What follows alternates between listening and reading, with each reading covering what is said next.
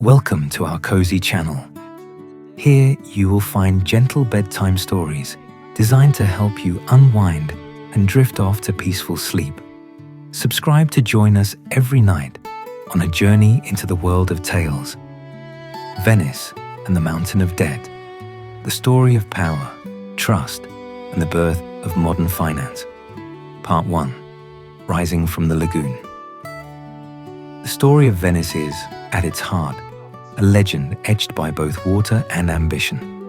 Few cities have inspired such awe, their stones telling tales equally of miraculous engineering and ruthless pragmatism.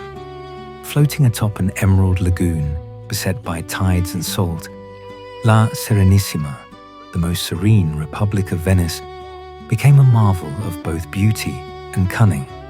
In her labyrinthine canals and echoing marble chambers, an idea ripened, one that would reshape not only the fate of a city-state, but the very foundations of global finance. The shaping of a city. Venice was not supposed to exist. Its location amid marshy islands off the northeast coast of Italy seemed suited only for birds and fishermen.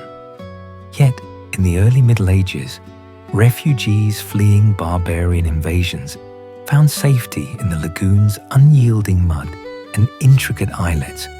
They built on wooden pylons. They hauled up stones by hand, layer after layer, pushing back the sea through grit and faith. The city spread, its web of islands joined by bridges, its streets replaced by swaying boats. In this improbable setting, a trading power was born. By the 10th and 11th centuries, Venice's ships plied the Mediterranean, bringing silk and spices, glass and salt from distant ports. The city's narrow alleys rang with the languages of distant fathers: Greek, Arabic, Slavonic, German. Merchants haggled on the Rialto Bridge. Barges slipped through misty dawn. Yet it was politics, as much as trade, that gave Venice its soul. The city eluded the grip of kings. Instead, an oligarchy led by the Doge and a council of the most prosperous families wove a government of checks and balances. Each decision, from naval expeditions to religious processions, was debated, calculated, and recorded. Storm clouds over the Adriatic. The 12th century found Venice at the height of both opportunity and peril. Its influence reached from Dalmatian coasts to the bustling squares of Constantinople, heart of the Byzantine Empire. Yet there, in the city, the Venetians called simply the city or Constantinople, envy grew. Venice's merchants commanded entire quarters of the imperial capital. They built churches, held privileges, and dominated docks. Byzantium, proud heir to Rome, watched with rising alarm as its trading partner became a rival. The tipping point came in 1171. Emperor Manuel III Comnenus, sensing Venetian ambitions in every shadow, arranged for a sudden, calculated blow. Orders ran out through the marble corridors and incense-hung chapels of his palace. Arrest every Venetian merchant in the city. Their goods seized, their ships impounded. Thousands thrown into prison or kept as hostages. A whole community, the very heart of Venice's foreign trade, was uprooted in a day. As word reached Venice, the city buzzed with shock and rage. Doge Vitale II, Michel white-bearded, with a gaze that could chill even his most stubborn rivals, called the council. In stony silence, the powerful heads of households, the Maggior Consiglio, assembled beside him. There was no choice. Only war could answer such an insult. The price of war. But the armories of Venice stood nearly empty. The treasury's coffers, depleted by years of trade and defensive patrols, could offer little. Soldiers and sailors demanded pay. Shipbuilders and blacksmiths awaited gold. To raise a fleet required more money than Venice could quickly tax from peasants or fishermen. In other cities, a king might have pawned the crown jewels or debased the coinage, melting down silver, adding more copper. But Venice was not ruled by a king, nor by a single family, and she had always traded, rather than conquered, her way to wealth. Traditional sources proved inadequate. Even borrowing from the great Jewish and Lombard bankers of northern Italy would mean usurious rates money lent at double-digit interest, ransom leashed to greed. It would be the bankers, not the state, who gained power. Yet Venice's leaders were not without imagination. What if, they wondered, they could borrow from their own? Here the story takes a turn that ripples beyond mere politics or economics. In Venice, citizenship itself was a privilege reserved for a closed circle of merchant aristocrats. Their wealth was visible everywhere, in the frescoed palaces lining the Grand Canal, in the silver chalices carried through St. Mark's. If called upon, they could produce in weeks what the state might otherwise raise in years. The first, prestito. So a bold plan was formed. Rather than a tax resented, fought, avoided, the government would demand a prestito, a forced loan, from each wealthy citizen. It would be calculated according to each man's means. The richest gave thousands, the prosperous hundreds, the rest less. In sum, it amounted to 150,000 lire, a staggering sum. But here, Venice's rulers showed rare genius. This was not to be a simple confiscation. The state would pay 5% annual interest, a huge concession given contemporary rates. More, the certificates of debt could be sold and transferred. If a merchant needed his capital quickly, he could trade his certificate on a bustling, informal secondary market. In effect, the government had just invented the bond. This innovation was not lost on the citizens. At first, they muttered, was this not a covert tax? But with time, as interest payments landed like clockwork and as certificates changed hands at the Rialto, opinion shifted. The new debt, recorded in a growing ledger, became known as the Monte Vecchio, the old mountain, for the way the debt registers grew, pushed higher with each round of borrowing. Later bonds would be called the new mountain, Monte Nuovo. But it was this original measure born of crisis that set the stage, the machinery of borrowing. Administering this bold new system was a challenge equal to its conception.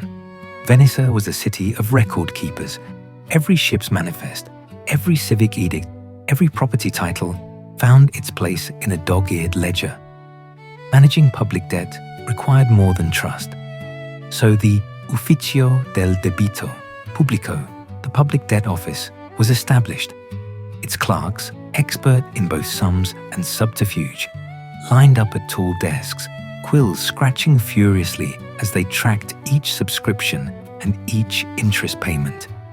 Here, the true brilliance of the Monte Vecchio emerged. Debts were entered in the Great Ledger, a monumental tome one could scarcely carry.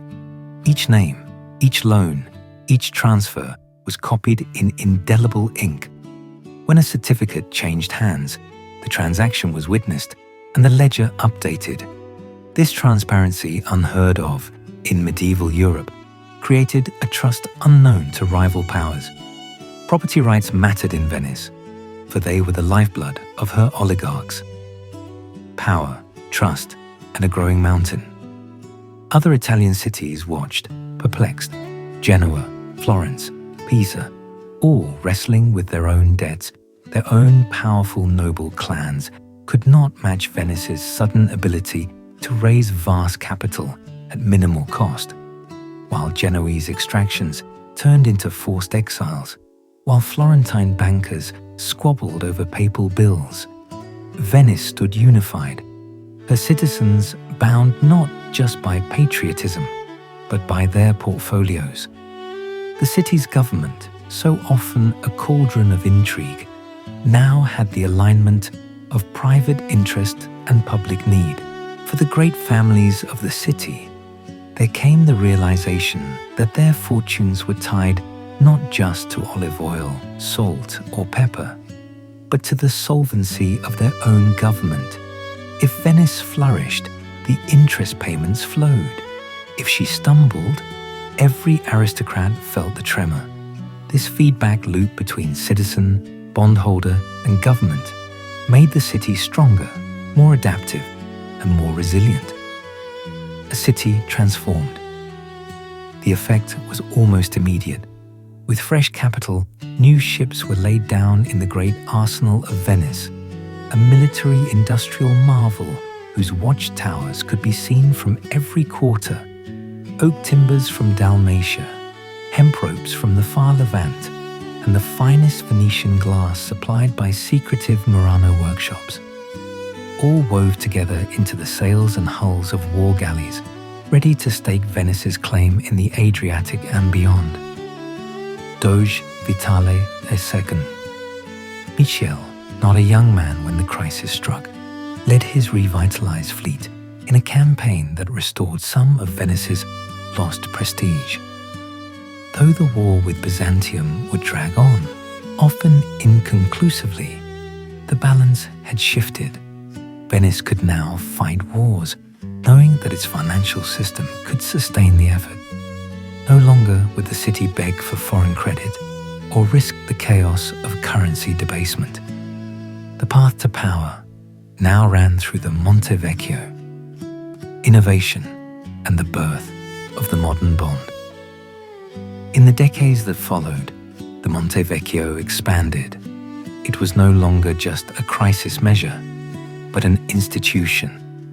Additional mountains of debt, each with their ledgers and ceremonial rules, were established as needed.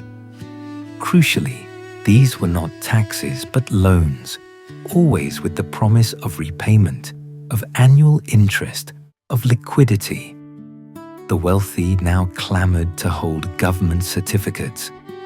In the turn of the century squares near the Rialto, a new kind of trading flourished. Brokers, their tongues honed by years of negotiation, shouted prices to knotty-handed merchants. 5% on the Vecchio, 4% on the Nuovo. Transactions were recorded, disputes were arbitrated. If Venice needed gold, it could have it in days. The risk to the city was balanced by social cohesion. Those who lent were those who ruled, and those who ruled could not afford to see Venice default.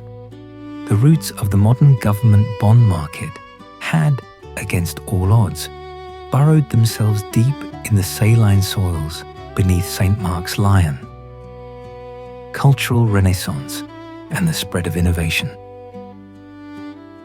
By the early 13th century, Venice was more than a financial pioneer.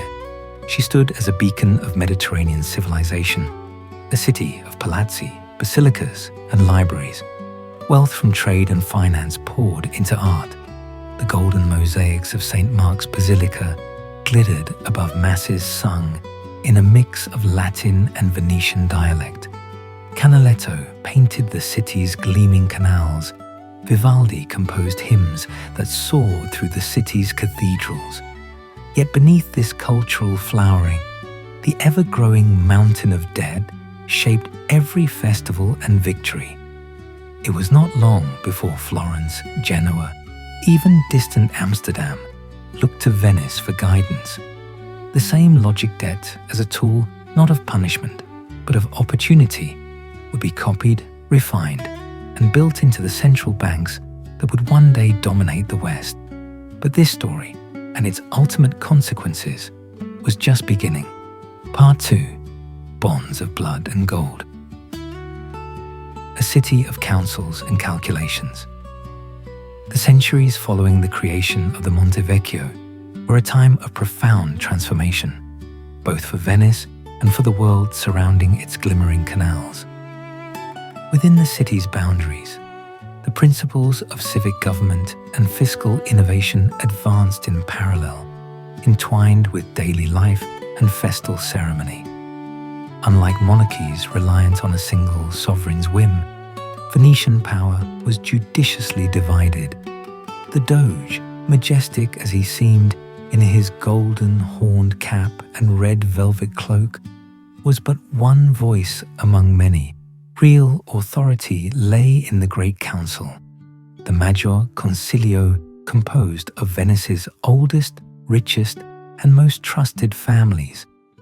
These were men whose ancestors had fled the mainland, who had survived plagues, fires, invasions, and now commanded fleets of merchant galleys that fanned out as far as London, Alexandria, and the Black Sea.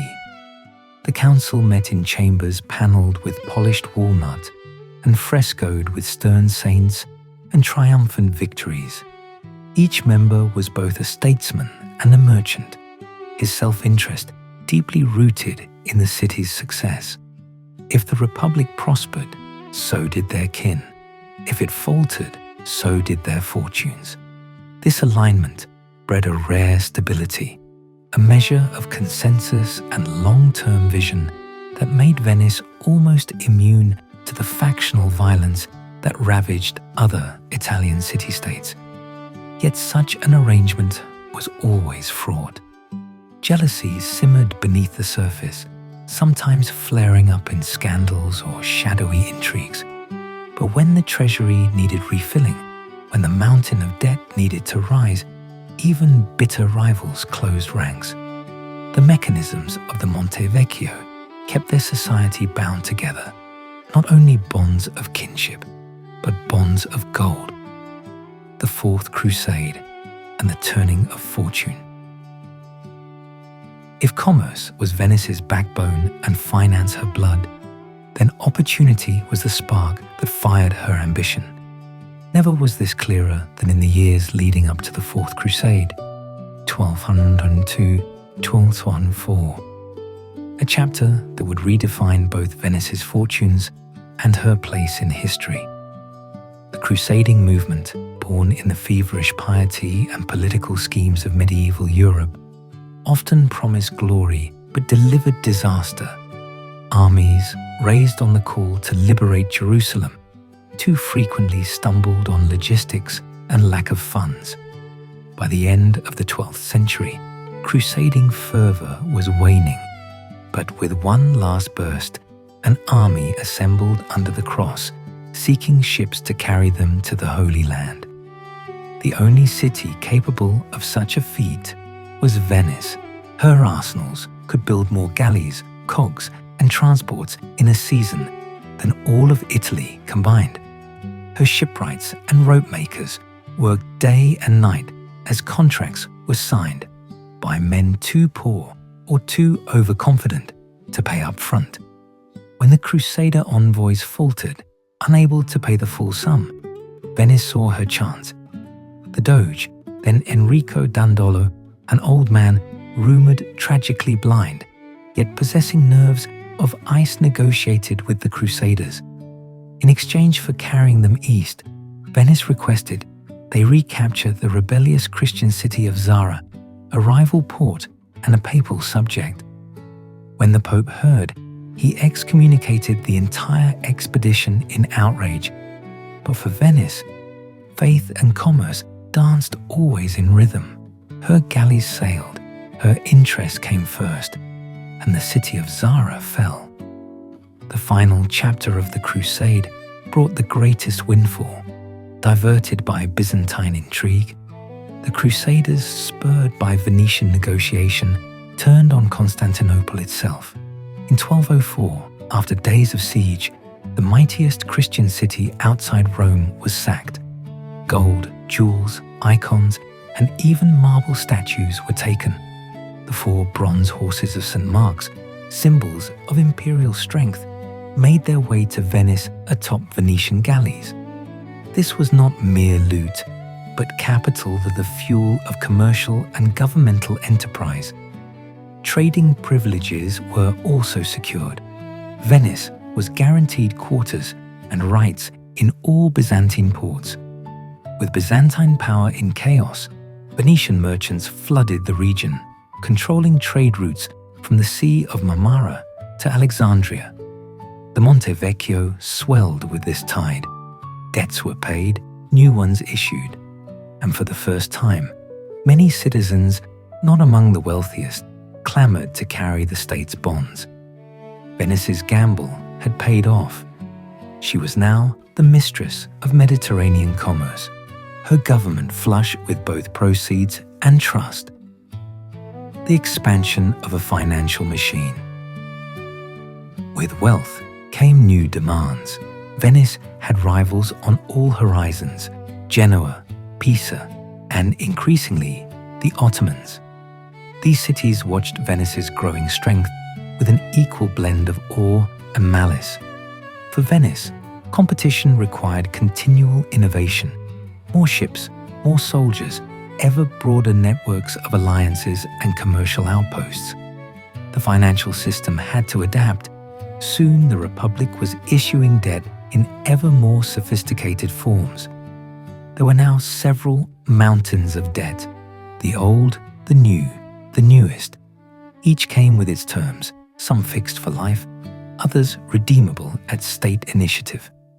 As the number of bondholders rose, so did the secondary market, where brokers, no longer simply merchants, but proto-banker intermediaries, negotiated deals beside the Grand Canal, with the same shouts and hand signals, later seen on the floor of the world's stock exchanges. Yet the core principle remained unchanged. These debts were property, both valuable and transferable. Citizens treated them as dowries, inheritances, or guarantees. Creditors included women, church institutions, foreign merchants granted special status, and even perpetually poor noble families who saw bondholding as a route back to prominence. Government obligations shaped entire dynasties. For a family with a large holding in Venetian bonds, loyalty to the Republic was more than patriotism. It was financial self-preservation. Venice's social fabric. The repercussions of the bond system rippled through every aspect of Venetian life. Intermarriage among the great families was no longer just about land or rank. It often involved carefully negotiated exchanges of government securities as part of marriage contracts.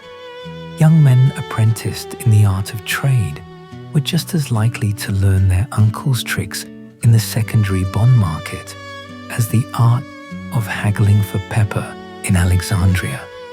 Even the poorest citizens felt the effects, though less directly.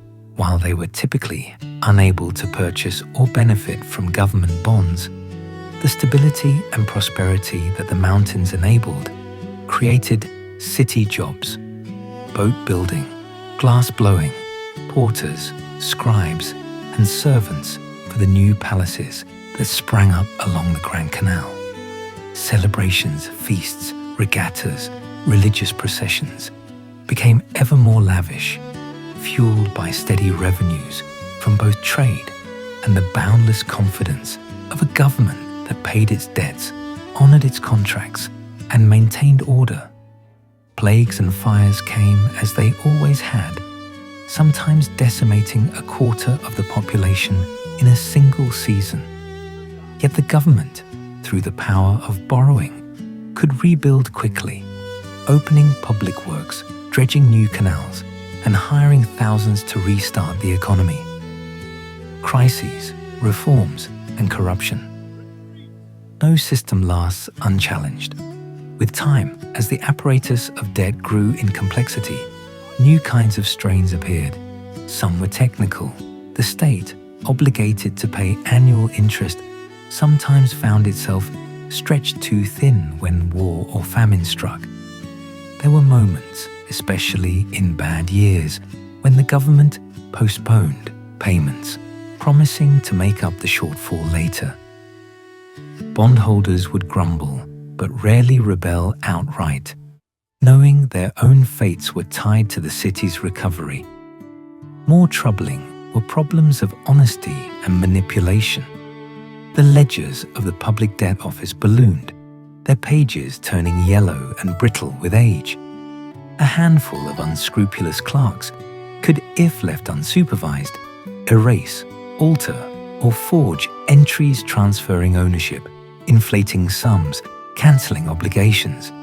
The council responded with periodic, often draconian reforms. Secret inspectors, inquisitors of the mountain, threat of exile, and public shaming for those caught in fraud. A critical safeguard emerged: transparency. Ledger entries required witnesses. Transfer of bonds between families had to be registered in the presence of a notary and, often, a third-party magistrate. The architecture of trust was laboriously built, generation by generation. Laws codified the sanctity of these records. The loss of a page or an unauthorized erasure could ruin a family or spur a criminal investigation that shook the foundations of a neighborhood. The mountains, global echoes. As the 14th century dawned, the world had started to learn from Venice. Florentine bankers, many of whom financed popes and kings, marveled at these public debt registers, which kept government borrowing out in the open, underpinned by contracts and predictability. Not long after, Florence created its own Monte Comune.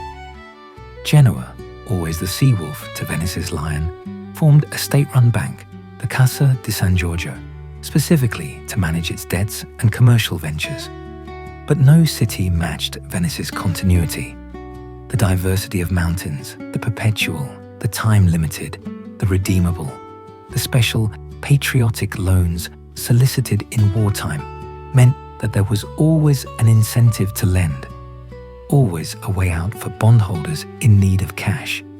Crucially, every innovation had to serve two masters: the hard reality of money markets and the even harder reality of Venetian politics.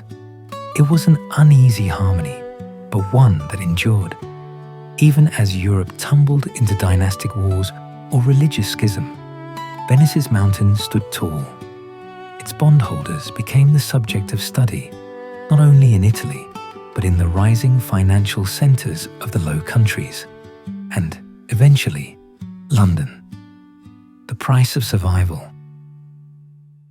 Yet behind the grandeur and ingenuity lurked constant risk. More than once, outright catastrophe loomed. The War of Chioggia, 1379-1381, with Genoa, brought Venice to its knees. Starvation stalked the city's winding alleys. Her navy, once invincible, blockaded and battered, could scarcely defend her from final defeat. In these dark months, the government turned once more to the bond market, offering desperate new patriotic loans at interest rates no one thought possible a few years before. They survived, but at a cost. Interest payments on the mounting debt soon consumed half the annual state budget. Complaints grew sharper. How long could this last? Yet uniquely, Venice's economy revived just in time. Trade blossomed again, taxes increased, and with each rebound, the faith in La Serenissimi's financial mountain was renewed. A new world dawns. As the Renaissance began reshaping Europe's intellectual and artistic life, so too did the contours of global trade shift. Venice, perched at the hinge of East and West, now faced distant threats beyond Genoese galleys. The Ottoman Empire rose, pressing into ancient Byzantine lands. In 1453, Constantinople fell to Sultan Mehmed II, a loss that sent shudders through Venetian palaces and treasury alike. New sea routes, pioneered by the Portuguese and Spanish around Africa, gradually siphoned the spice trade from the Mediterranean to the Atlantic. And yet, even as merchants and princes plotted new paths, the lessons of Venice's mountain of debt would echo ever onward, shaping the fates of Florence, Genoa, Amsterdam, London, and centuries later, distant New York. Part 3. A Republic on the World Stage. The Tools of Empire. Venice's financial innovation created a dynamic, self-supporting system, but it was her outward-looking strategy that truly made the city-state a superpower. As the 15th century opened, Venice was at the apex of her influence, a maritime empire stretching along the Adriatic coasts, dotted with colonies, warehouses, and fortified islands as far as Cyprus and Crete. Her fondacy, or overseas trading stations, marked Venetian presence on every major Mediterranean trading route. The Monte Vecchio and its newer iterations supplied the means for this flower of commerce. Every galley between Venice and the Levant was an outpost paid for by subscriptions to government debt. Defensive towers ringing the lagoon, the doubling of arsenal output, and the glamour of feasts thrown on floating palaces, all were underwritten by the confidence of the bondholder class. Even charitable institutions and dowager widows invested in Venice's sovereign debt, using the reliability of annual interest to support hospitals and convents, or simply keep their families in fine silks and Murano glass. The triangular relationship between the government, its citizens, and the markets bore rich fruit. As the Republic's arms expanded abroad, so too did her ability to defend, replenish, and rebuild. Catastrophe, when it descended, be it an outbreak of plague, a famine, or defeat at sea, could be offset by the immediate raising of new loans, often patriotically lent as prestiti di guerra, war loans. The mountain of debt, while never repaid in full, remained sustainable so long as Venice continued to grow richer. Society of the Ledger. Daily life in Venice reflected this unique financial ecosystem.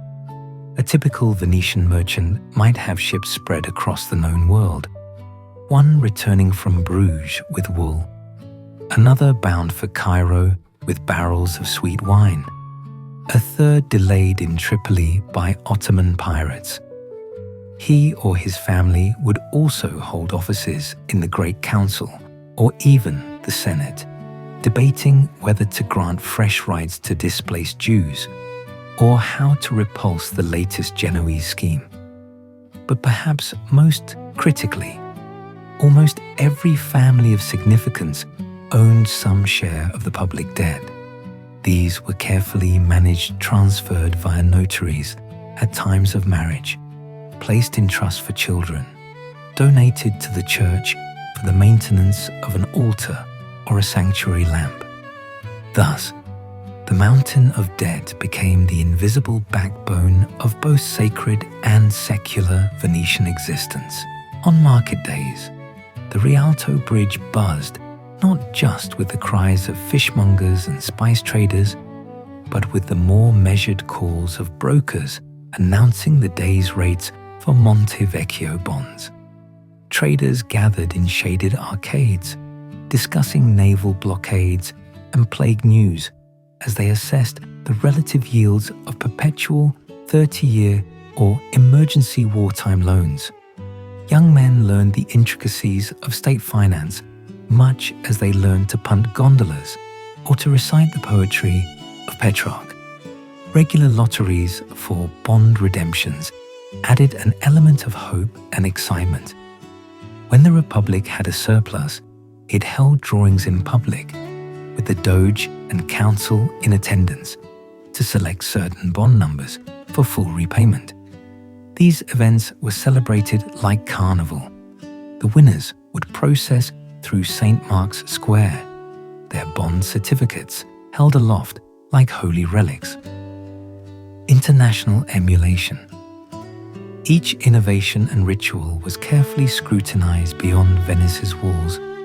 Florentine and Genoese emissaries, skilled in their own right, but envious of Venetian stability, dispatched reports back to bankers and statesmen about the efficacy of the Monte. The Dutch, who watched with fascination as Venice became the financial capital of the South, eventually implemented similar mountain structures during their own wars of independence. It was in Venice's meeting halls that many key principles of future finance were forged or popularized. The promotion of secondary markets, the sanctity of government contracts, and most importantly, the inviolability of the creditor's right to transferable interest. Centuries later, these lessons would shape policy in Amsterdam and London, and by the 18th century, would reshape the entire global economy. Strains and sustainability. Of course, the system was not without growing pains. It always depended upon a fine balance between the demand for new loans and the city's ability to pay regular interest. In times of peace and prosperity, the Republic managed with ease. During crises besieged by Genoese fleets, struck down by pestilence, or pressured by new Ottoman taxes on Black Sea trade, Venice sometimes delayed interest payments, arresto, forced conversions of bonds, or even temporarily reduced the interest rate. These measures caused resentment, but rarely outright revolt, for no alternative seemed safer or more lucrative than Venice's public debt instruments. Rival Italian states faced fresher and more potent financial disasters: defaults, forced confiscations, the collapse of banking clans, or government seizure of all private gold.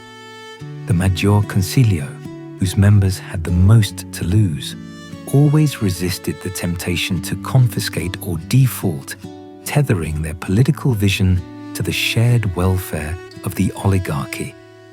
One remarkable aspect of Venice's internal discipline was the sheer continuity of trust. Grandchildren inherited certificates their grandfathers had acquired. Probate courts settled the division of bonds as they might a vineyard or a workshop. Some families grew fabulously wealthy simply by compounding interest and reinvesting redeemed principal. For both state and citizen, the guiding star was not raw power, but shared prosperity, measured each year in columns carefully inked into the granite ledgers of the debito pubblico. Venice and the Renaissance.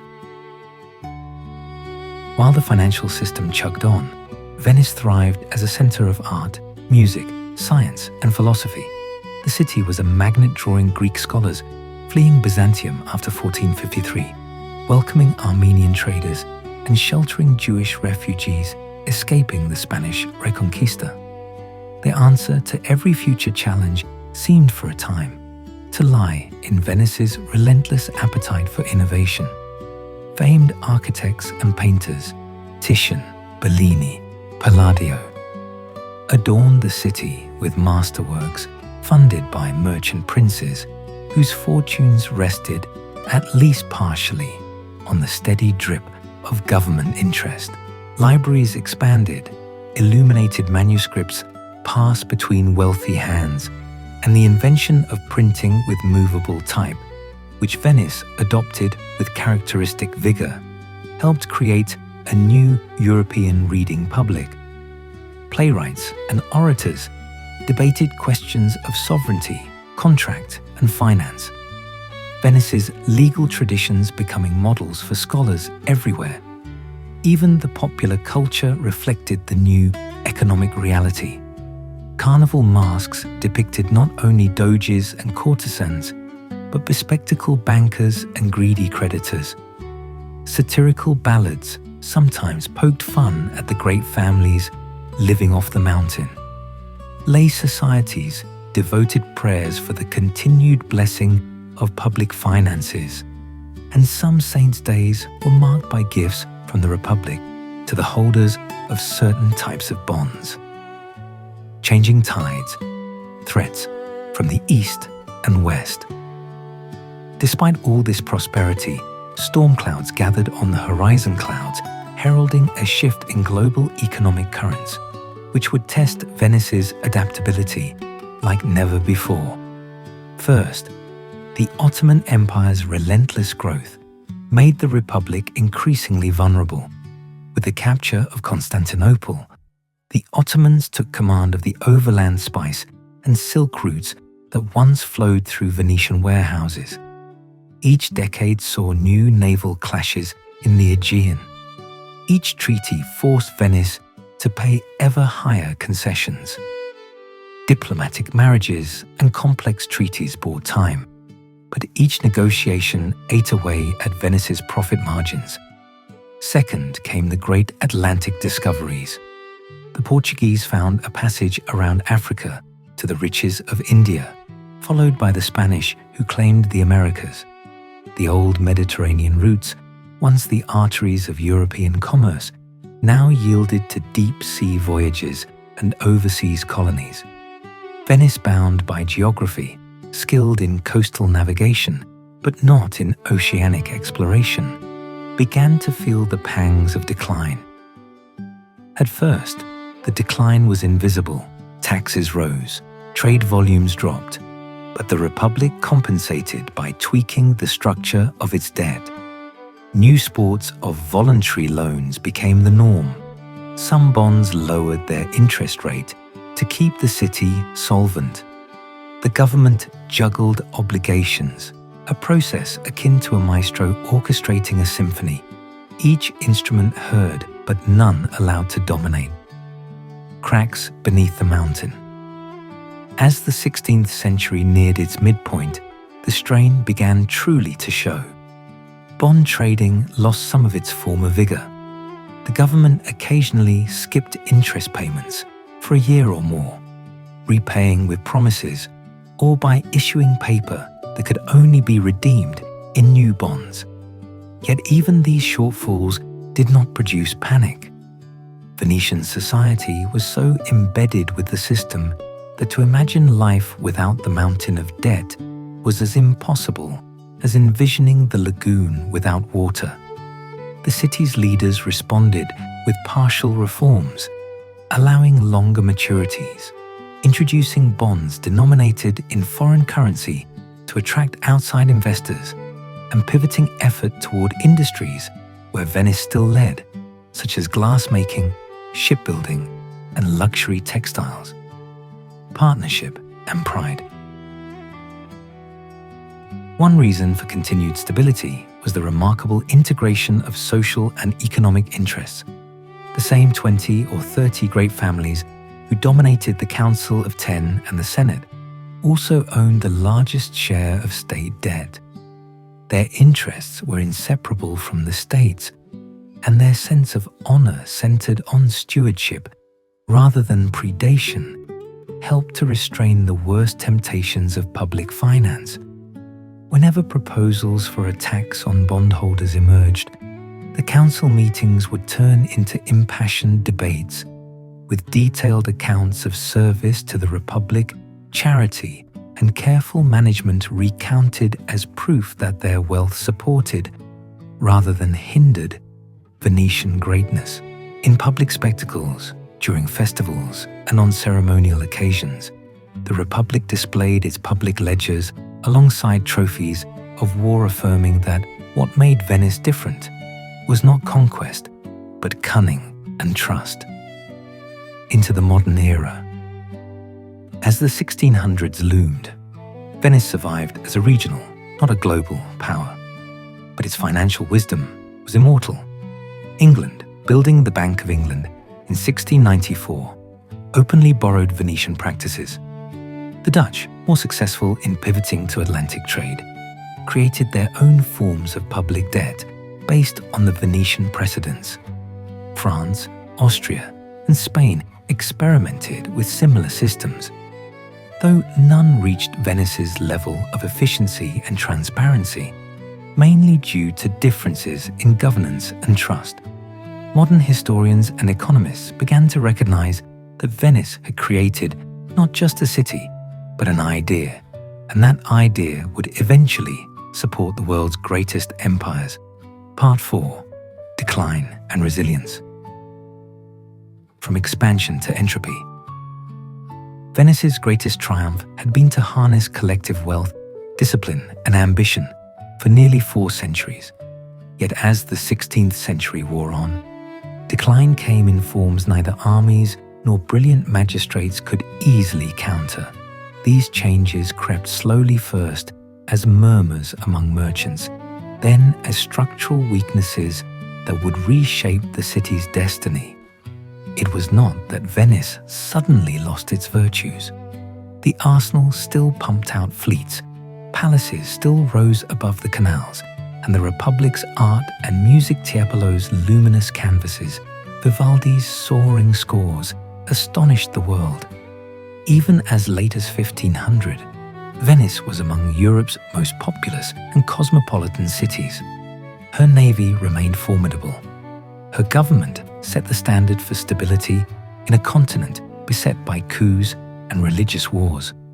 But Venice's decline was insidious, born not of failure, but of the shifting axis of history. The Republic's economic muscle had always rested on trade between East and West. Now the East was no longer where it had been.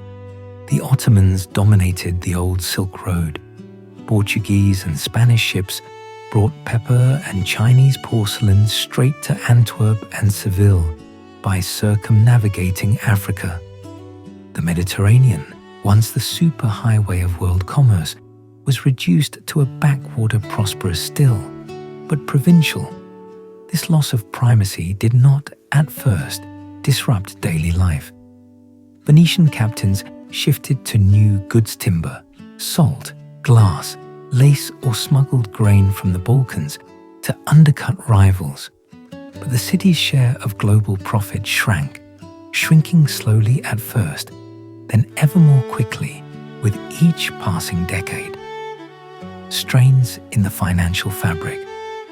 The government, honoring its centuries-old pact with creditors, struggled to maintain regular interest payments. By the mid-16th century, tax revenues were flat or falling, and the cost of borrowing was rising. During periods of acute strain, especially after wars with the Ottomans or bad harvests, the Republic resorted to delaying interest, converting bonds at less favorable terms, or issuing new loans to pay the interest on the old. For many families, particularly those with smaller holdings, the mountain of debt was no longer the asset it once had been. Yields fell as risk grew. Some desperate bondholders began to sell their shares to wealthier families or foreign merchants. Others accepted reduced payments or waited years for arrears to be settled. Yet the core commitment, the Republic's refusal to outright default, remained, a stubborn totem of the city's sense of honor and survival. New troubles emerged as well. Corruption, once tightly policed by fear and civic pride, rose in the expanding bureaucracy. The great ledgers remained crowded with thousands of transactions a year. But stories swirled of clerks paid to lose a debtor's name in the shuffle, or of crafty nobles forging certificates for ancient, forgotten loans. The most flagrant scandals led to exile or rare executions, but for every plot uncovered, 2 others seemed to fester below the surface. Still, the broad shape of the system endured. When crises loomed, like the War of the League of Cambrai, 1508-1516, which saw Venice beset by a coalition of nearly every European great power citizens lent, patriotism mingled with self-interest. And when, against almost every expectation, the Republic survived, bond trading resumed at the Rialto, with fresh tales of ruin and fortune echoing over its iron railings. Venetian society and the mountain's shadow. In the palaces of the Grand Canal, the nobility continued to weave complex webs of kinship and credit, even as their fortunes shifted with every war or trade innovation. Younger sons, lacking direct inheritance, might find themselves living off a modest income from old government bonds, residing in splendid decay in lesser palaces, their clothes fine but their pantries sparse.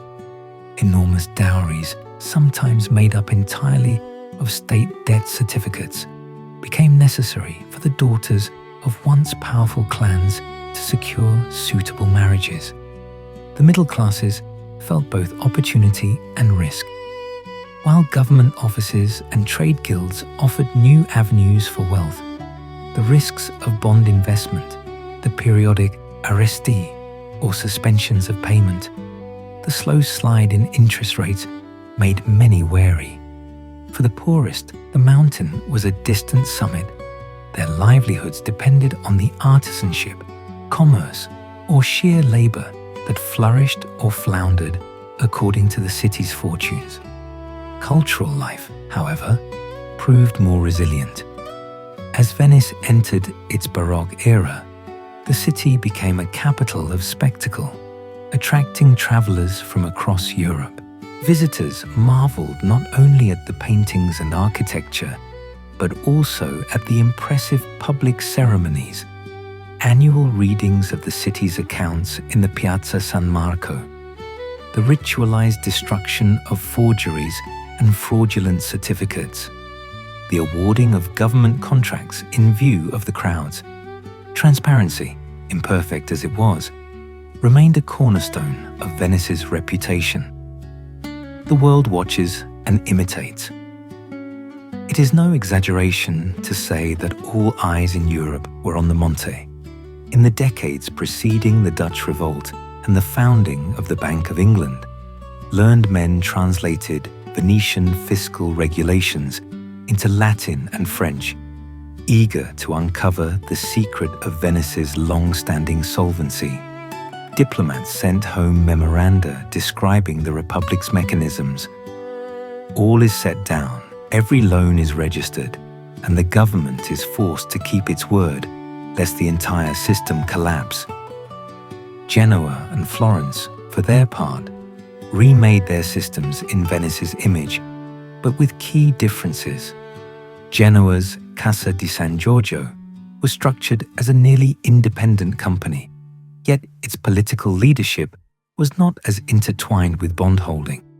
Florence's Monte Comune offered more flexibility, but defaulted more often under Medici pressure. The Dutch, learning firsthand during their War of Independence from Spain, saw the need for both market trading of bonds and absolute sanctity of government obligations.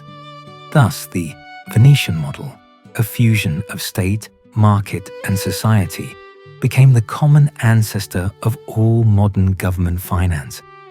When France, Austria, and even Russia later faced urgent needs for money, their emissaries invoked the Mountain of Venice, even if their own societies lacked the dense intertwining of pride, pragmatism, and trust. Adapting to new realities. Despite the weight of tradition, Venice was not incapable of reform. In the 17th century, as market pressures increased, the Republic experimented with new kinds of debt, foreign currency bonds to attract Dutch and German investors, short-term state bills, and even lotteries promising fabulous payouts. The Monte Vecchio and its related mountains never disappeared, but now they shared the fiscal stage with more innovative, sometimes risky, experiments. Venetian bankers also became adept at currency manipulation and arbitrage, trading not only city debt, but currencies, drafts, and even national debt from other countries. The Rialto began to resemble a world financial center, with as much news from London and Paris as from the Doge's palace. All the while, St. Mark's Square glimmered at night with the lights of endless festivities and business meetings. Under the colonnades, sons of noble families met with German merchants and Levantine brokers, debating the swirling fortunes of the Republic. Poems and satires mocked both the riches and the worries of the bondholder class, but none could ignore their centrality to the city's life. The fragile triumph of trust. At core, the Venetian system's survival rested on a single ancient virtue: trust. Even amid war, plague, and poverty, the city's oligarchs did not succumb to the urge to repudiate obligations. Instead, through compromise and ingenuity, they found ways to honor debts, till terms as necessary, and keep the confidence of both citizens and foreign creditors. This was no small feat in a world where governments regularly defaulted, confiscated property, or overturned their constitutions. In France, Spain, or even England, revolutions and coups were frequent, shattering creditor trust and dooming national debt markets to endless cycles of boom and bust. In Venice, the mountain might shake and slip, but it never fell. Modern scholars often ask how it was possible for a mere city-state to survive, let alone thrive, using such an antique engine of finance. The answer is threefold: political continuity, the rule of law, and a culture of compromise bred by centuries of shared struggle. Venice was never completely democratic, but neither was she a tyranny. Decisions were made in the open with debate and dissent, and in the end, everyone shared in the risks and rewards of their commonwealth. Legacy and loss. By the 18th century, the fate of Venice was largely sealed. Atlantic trade had moved economic gravity westward, and the rising powers, Britain, Holland, France, commanded fleets and treasuries, the like of which Venice could no longer match. The city's population stabilized, then fell. Its wars became local affairs. The great families, firmly ensconced atop the mountain of public debt, grew old living on interest, transforming from adventurers to rentiers, landed nobles, with more memories than prospects.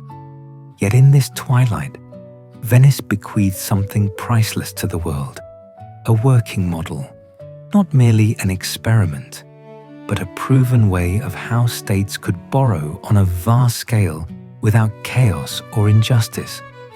While other states borrowed to destruction, crushing the poor with taxes or defrauding creditors at will, Venice showcased an alternative: prudence, record-keeping, transparency, and a civic ethos linking state survival to the welfare of the creditor class. As Voltaire wrote on visiting Venice late in its power, "Here is a small and aging state, master of little but wisdom, and never without honor." In 1797, the mountain finally crumbled with the fall of the Republic to Napoleon's conquering armies. But the ledgers, yellowed with centuries of calculations, remain testaments to 600 years of a grand experiment.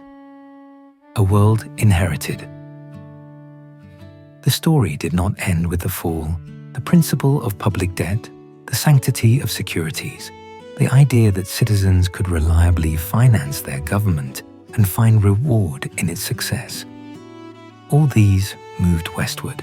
They blossomed in the Bank of England's tall stone halls, in Amsterdam's canal-side trading floors, and in the stock exchanges rising in the new world being built across the Atlantic. Today's global bond markets, worth trillions, trace an unbroken lineage to the mountains of Venice, wherever governments borrow from their people and not simply coerce or plunder them. The spirit of the Venetian experiment lives on, whispering through spreadsheets and tickers as quietly and persistently as the waters that still lap against the steps of the Palazzo Ducale. Part 5. Enduring Shadows. New Dawns. The twilight of empire.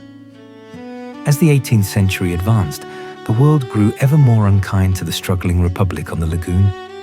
Venice was no longer a leading commercial rival, or a military power. Trade routes ran elsewhere. Colonies were lost, and the city's population, once vibrant and diverse, slowly shrank. Yet the civic rituals of government and finance persisted with extraordinary tenacity, as if by the preservation of habits alone they might conjure past glories. Within the splendid yet faded palaces along the Grand Canal, noble families maintained their rituals: balls, opera gatherings, glittering banquets. But the sources of wealth had shifted. The lion's share of their incomes now came from holdings in the Monte Vecchio and its sister mountains. Many families made their living as annuitants, dependent on interest payments rather than seaborne trade or distant colonial produce. Their ancestors' daring voyages to Alexandria and Trebizond were replaced by long afternoons spent balancing ledgers and negotiating familial marriages, with dowries paid in certificates and the inherited confidence in the Republic's word. Public festivals and spectacles, once lavish demonstrations of the city's vitality, became increasingly baroque, drenched in nostalgia. Tourists from England and France, drawn by Venice's artistic treasures and the whiff of decadence, mused on the contrast between the city's faded grandeur and its still orderly civic life. They wrote home about the curious spectacle of a republic governed by bonds, that the greatest fortunes were measured not in castles or acres, but in lines written in ancient accounts. The looming storm, revolutionary Europe. The last decades of Venice's independence coincided with a world in ferment. From Paris to Philadelphia, revolutions convulsed old societies. New theories of government, liberty, and finance challenged traditions everywhere. In this changing world, Venice's old consensus began to fray. Political stagnation, once a source of strength and stability, bred insularity and bitterness. Voices advocating reform of the franchise, of the structure of government, even of the bond system itself, were often drowned out by defenders of the status quo, for whom the memory of past triumphs justified nearly any inertia. Some younger nobles, educated abroad or reading the new Enlightenment philosophers, called for more inclusive institutions. Their elders, their wealth tied up in the mountains, feared any experiment that might unravel the city's delicate balance.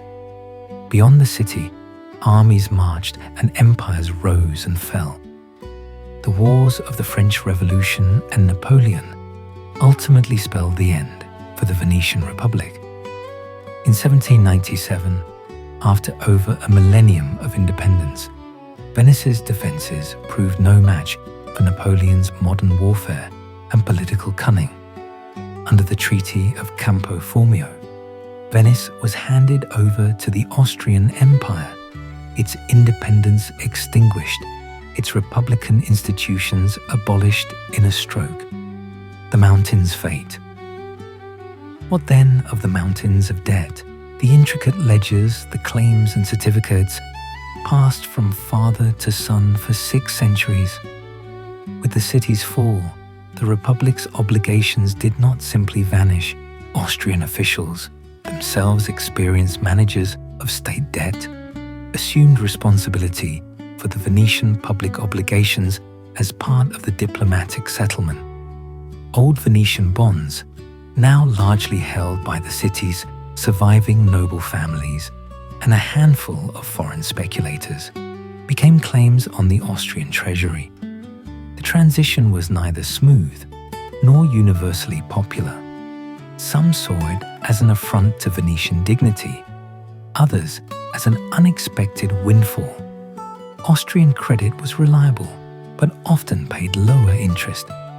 Arguments flared in drawing rooms and market arcades about whether to hold or sell, about the future of the city itself. Yet the principle survived. Contracts mattered, obligations endured beyond regime or revolution, and property rights, so deeply internalized by centuries of Venetian habit, were honored, if only in a more cumbersome, bureaucratic way. Venice's legacy in a new world. Though no longer sovereign, Venice remained a touchstone in the emerging modern age. Visitors, tourists, scholars, and statesmen came to the former republic both for its physical beauty and for lessons from its long experience in finance and governance. The ledgers and documents of the Monte Vecchio were preserved, stored in archives, and eventually displayed for the curious in what became the Museo Correr and the Palazzo Ducale. Economists marveled at the prescient solutions Venetians had developed: forced yet remunerated loans, secondary markets, lottery redemptions, and relentless transparency enforced by layers of redundancy and regulation. In England, France, Holland, and later the United States, the idea of public debt as a tool for collective investment had become fundamental. The English government, in particular, studied Venetian precedents, closely creating the Bank of England not simply as a moneylender to the state, but as a publicly accountable institution centered on bond finance and regular payments to investors. British consols, perpetual bonds, paying fixed interest, bore the direct ideological imprint of the Venetian mountain. Birth of the modern bond market. As the 19th century progressed, governments across Europe and beyond adopted, expanded, and refined Venice's financial innovations. Bonds became standardized, issued in printed form, and registered in ever more sophisticated ledgers. Interest payments were mechanized, markets moved from open-air squares to covered exchanges, and financial news traveled first by courier, then by telegraph. Yet the principles set forth in medieval Venice endured. Governments must honor their contracts, protect property rights, foster liquid secondary markets, and perhaps most important, manage their finances with prudence and accountability. Where these requirements were neglected, disaster often followed. The history of public debt in modern states is a chronicle of both triumph and catastrophe. Default-ridden Spain, revolutionary France, emergent Germany, and further afield, the United States, all faced their crucibles of trust and credibility. Venice became a perpetual reference, invoked in legislative debates, economic treatises, and merchant correspondence. From Alexander Hamilton's defenses of federal credit in the new American Republic to Walter Bagehot's analyses of British finance, the Venetian lesson was clear.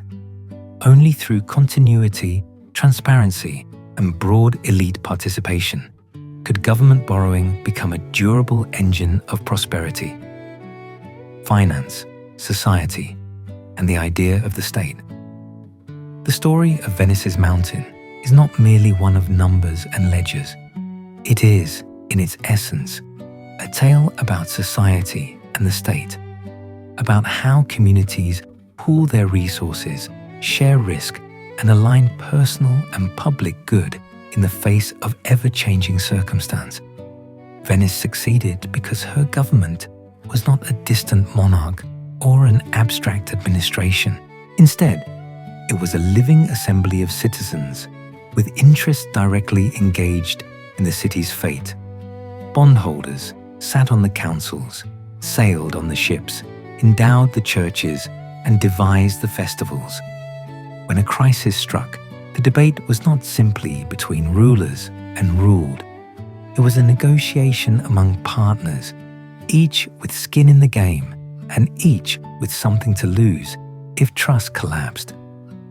Through these bonds, legal and emotional, Venice offered an early answer to a question that would haunt modern states for centuries.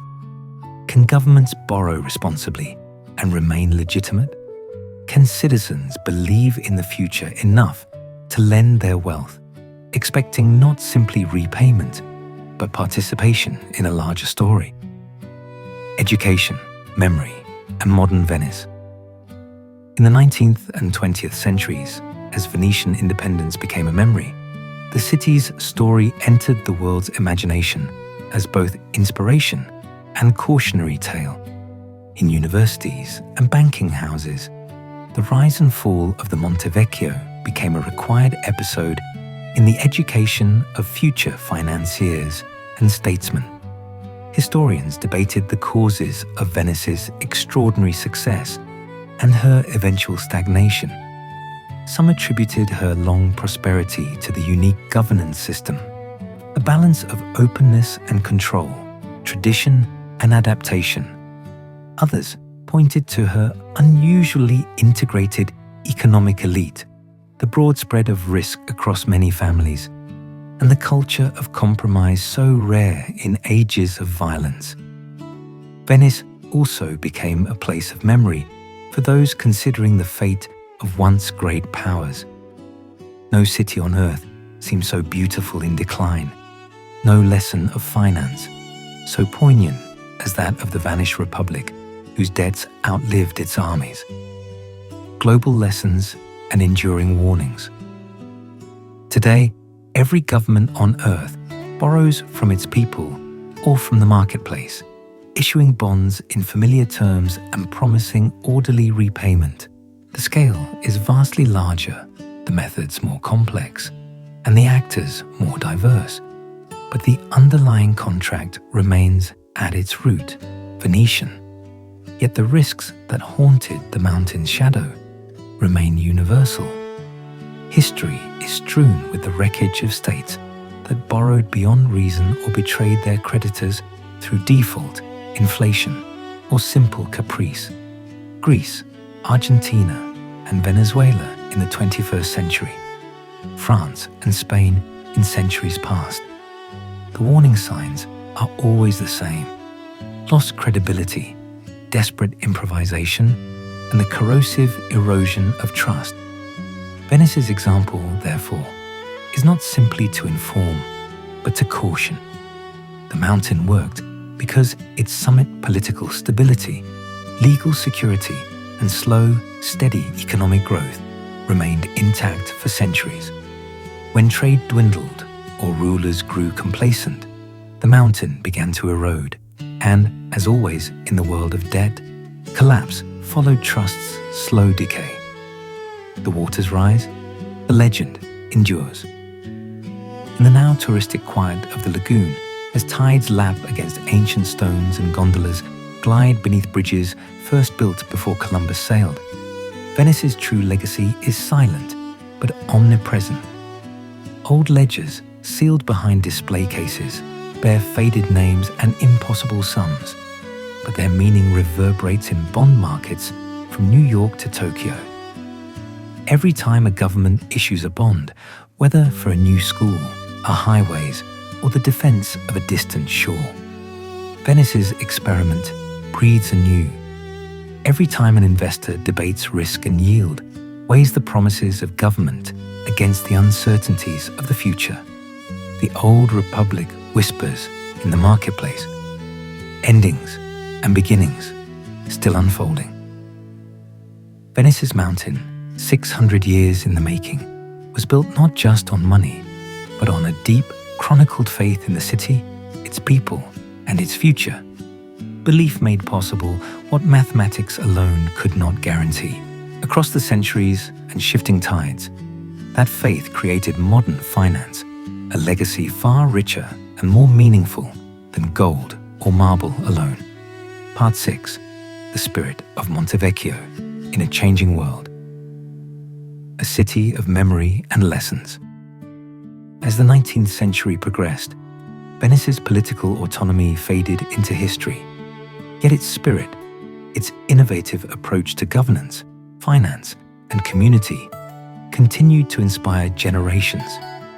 The city itself, transformed into part of first the Austrian Empire and then the unified Italy, no longer issued its own bonds, or held grand council debates. But what scholars and statesmen saw in Venice was not merely ancient stone and water, but a living model of risk, trust, and adaptation. The physical evidence of Venice's financial heritage slowly became a source of fascination. In the echoing corridors of the old Palazzo Ducale, ledgers and documents from the centuries of the Monte Vecchio were preserved, painstakingly catalogued by 19th and early 20th century historians. Dusty records were rescued from neglect-yellowed pages inscribed with faded ink, their ornate script a direct link to the hands of doges, senators, and accountants whose calculations had kept the Republic afloat through storms of war and change. Visitors who studied these records found a continuity that was truly extraordinary. While the outside world often changed violently, monarchies fell, republics rose, even the gold standard came and went.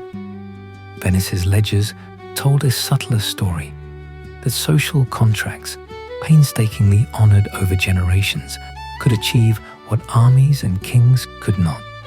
This lesson was not lost on a world that was itself entering an age of industrial transformation, capital markets, and the frequent financial panics of the Victorian era. Modernity beckons. Venice and the Age of Capital. By the mid to late 1800s, the world's financial map bore ever more striking traces of Venetian thinking. Public debt became not an emergency, but a routine part of statecraft for nearly every nation. Governments from Washington to Tokyo issued bonds to fund infrastructure, the railroads, canals, ports, and schools of the modern age. Securities markets, analogues to the old Venetian bond mart at the Rialto, appeared in every major city. London's Exchange, Paris's Bourse, and New York's burgeoning financial district all pulsed with the buying and selling of government obligations, corporate stocks, and the latest financial inventions. Bankers and scholars referenced Venetian systems when debating reforms. Should governments borrow by compulsion, as in the forced loans of old, or purely by voluntary subscription? Should interest be indexed or fixed? Should markets be open and public or managed by state decree? Such debates, now couched in modern terms and played out on a world stage, showed how the financial DNA of Venice lived on far from the lagoon. In the New World Order, trust still mattered most. British consuls carried the prestige of London's legal stability. American and French government bonds rode the credibility of their revolutionary constitutions. Yet every now and then, especially in times of great war or upheaval, old risks returned. Defaults, mass inflation, frantic debates over the sanctity of contracts.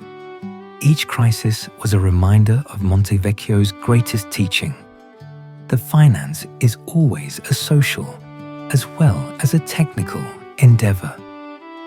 The rise of the nation-state and Venice's legacy. With the rise of large, centralized nation-states, the scale of public borrowing dwarfed even the grandest Venetian campaigns. During the 19th century's endless wars and industrial booms, the world saw new heights of capital mobilization. The Napoleonic Wars, the American Civil War, and later World War I, and all financed in significant part by government bonds. In each case, the confidence of citizens and investors depended above all on the perceived integrity of the issuing state. This was where Venice's experience provided a crucial model.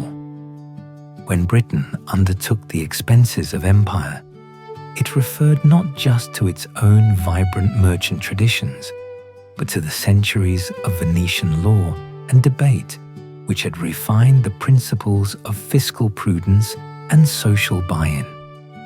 Writers compared London's bustling exchange to a Rialto of the world.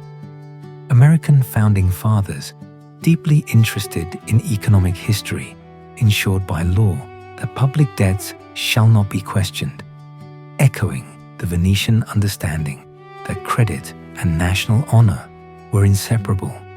But alongside these continuities, there were unmistakable differences.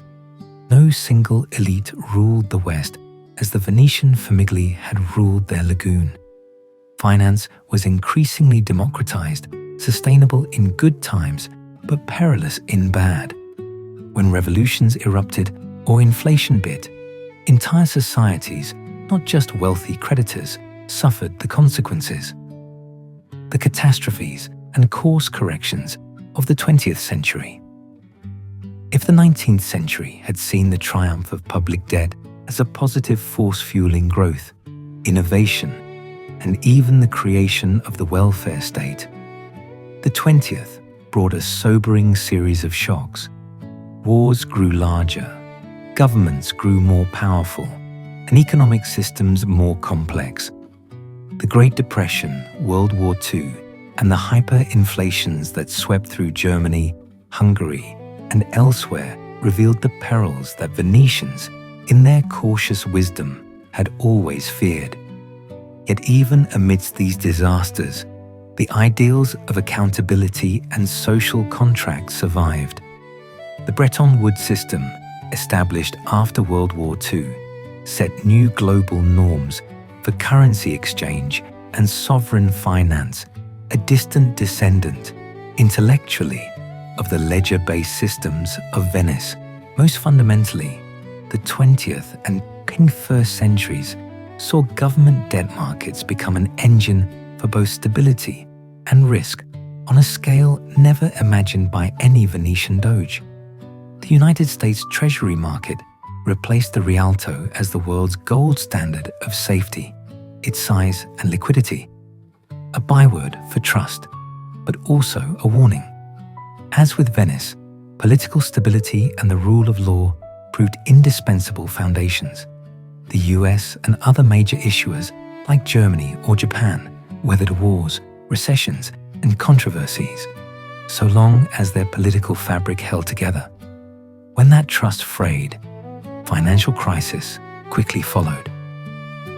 Venice, as a cultural and historical touchstone. As the centuries passed and technology transformed the world, Venice was no longer a capital of finance or empire. Yet in another sense, her governance and financial methods found fresh relevance. Economists toured the city to study the records, not just of government borrowing, but of social resilience. Political scientists looked to the Great Council's archives for insights into constitutional design and the subtle interplays of democracy and oligarchy. Tourists still crowded under the gilded domes of St. Mark's, but a growing number arrived, guidebooks in hand, searching for the improbable birthplaces of modern finance. A plaque near the old Rialto, a shadow of an inscription on a palazzo wall. International conferences on economics, banking, or law would occasionally gather in the city, drawing inspiration from her story. In popular culture, Venice maintained her allure, the city of impossible beauty, the republic shaped equally by water and wit. Novelists and filmmakers set their plots against her misty lagoons, sometimes glimpsing the echoes of a past in which public trust, private ambition, and civic ritual had once miraculously created a golden age. The Mountain in the Mirror. Modern Lessons from Venice. The story of Monte Vecchio is not just the story of bonds, but of a delicate, dynamic social technology, a way a community can turn private wealth into public good, can balance the needs of today with the risks of tomorrow, and can forge a shared destiny out of countless separate ambitions. In the era of digital currencies, global markets, and instant communication, These lessons remain as relevant as ever.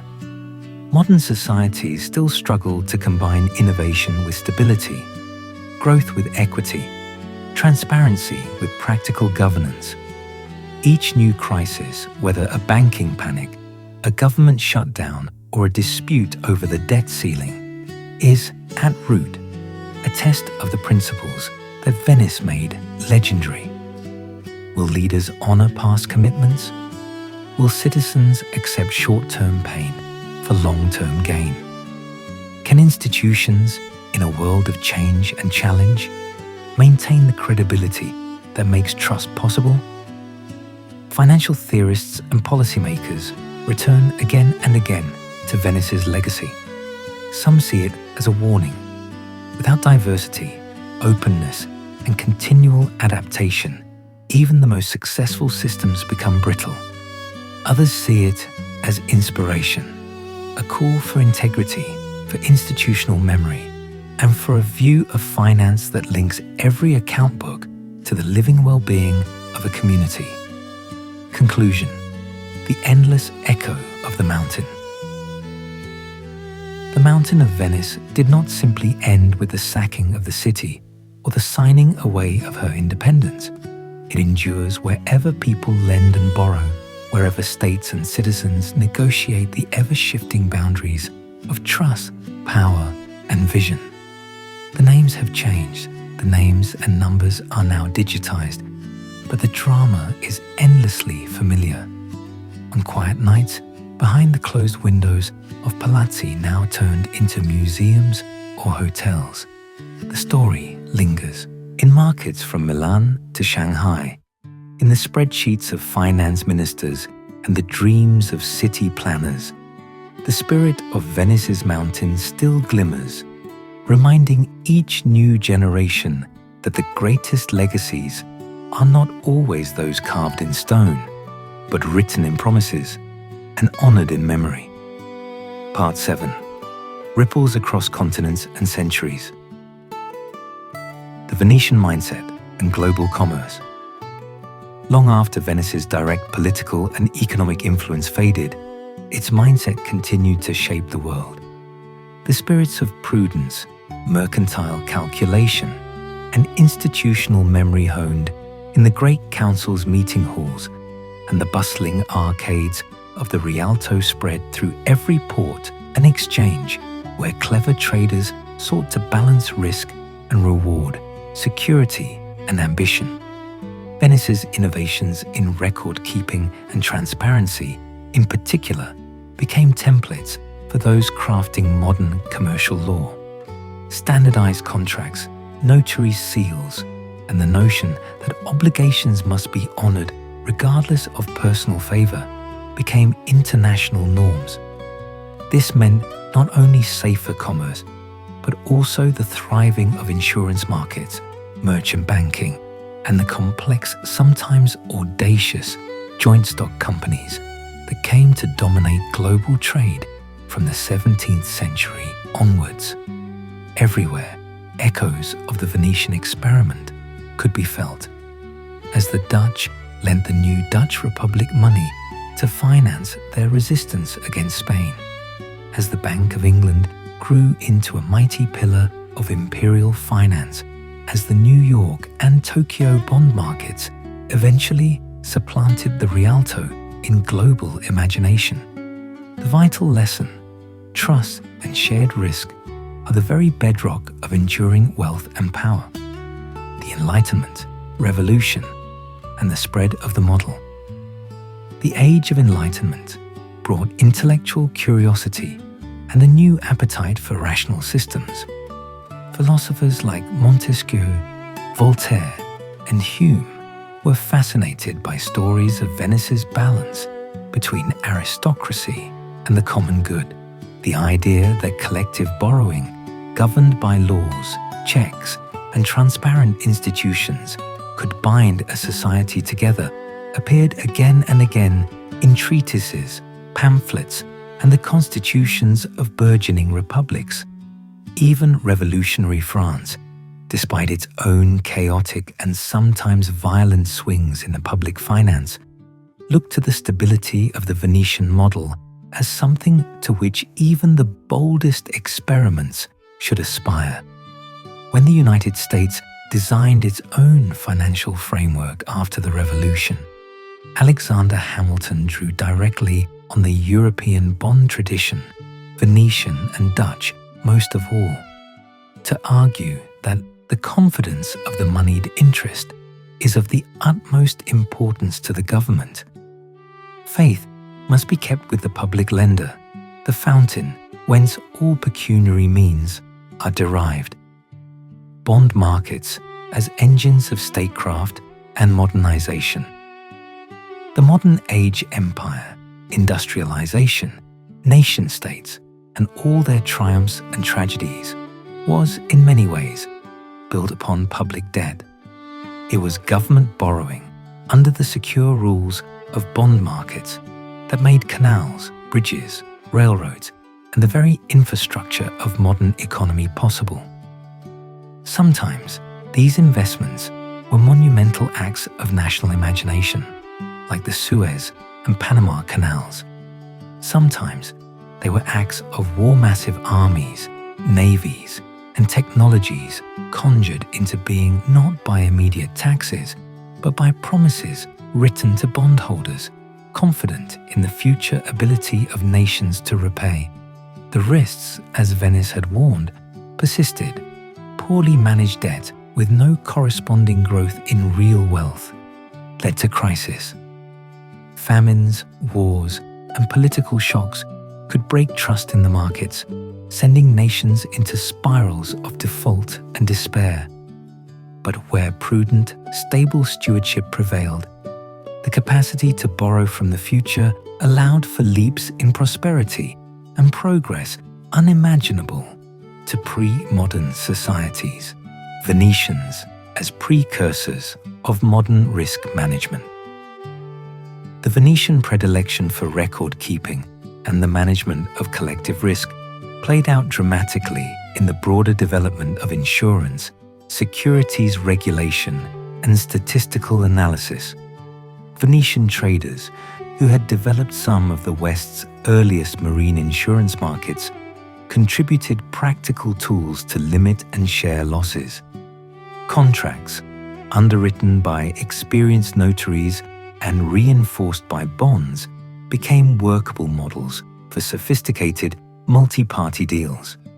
As financial instruments became more complex, the value of clear ledgers and a permanently available paper trail, so central to Venice's Montevecchio, became more, not less, important. Auditors and public accountants, whose Venetian predecessors had been clerks in the debito pubblico, were now recognized as essential glues in the fabric of modern capitalism. The lesson was always the same.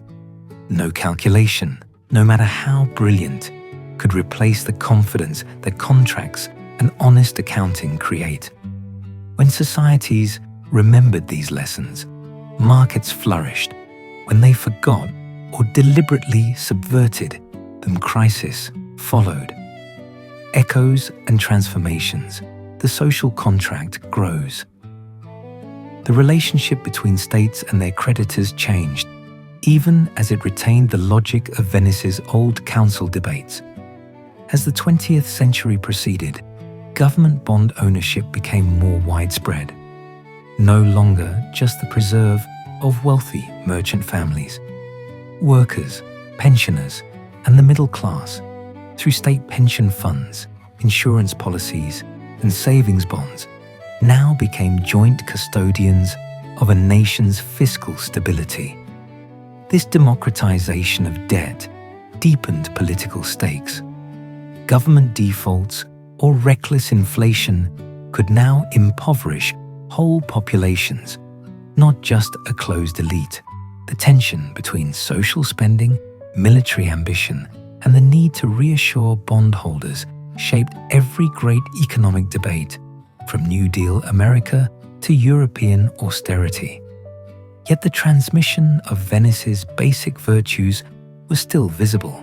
Stable regimes, public transparency, and wise stewardship could sustain debts for generations. Broken trust led to political as well as financial disaster, globalization, and unprecedented scale. In the late 20th and early 21st centuries, the reach of bond markets expanded beyond anything the Great Council of Venice could have dreamed. Trillions of dollars in government obligations are now traded daily, touching the fortunes of every nation, massive multinational corporation, and humble retiree. Computer screens replace parchment. Mathematicians with advanced algorithms replace ledger clerks with quills. Yet Wall Street analysts and regulators faced at heart the same paradox as Venetian patricians. How can we balance risk and reward, stability and innovation, sovereignty and global integration? The answer, time and again, returned to questions first asked beneath the domed ceilings of Venice. Within astonishingly complex systems, simple virtues prevail. Where states protect property and process, honor their word, and bind elite and popular interest, confidence begets prosperity. Where these bonds are severed, even the mightiest empires fall. Venice, revisited, caution and hope for a connected world. The story of Montevecchio, so intimately bound up with the singular city that invented it, gains fresh salience in a world gripped by persistent and puzzling crises. Catastrophic debt, financial chicanery, political gridlock, and the corrosive influence of special interests are not new inventions. They are but new forms of dangers Venetians once learned to survive and sometimes to master. Policymakers now look back to Venice, not with nostalgia alone, but in search of practical wisdom. How can societies design institutions that command trust? How can open markets be protected from fraud and manipulation? How can the needs of public investment and fiscal discipline be reconciled?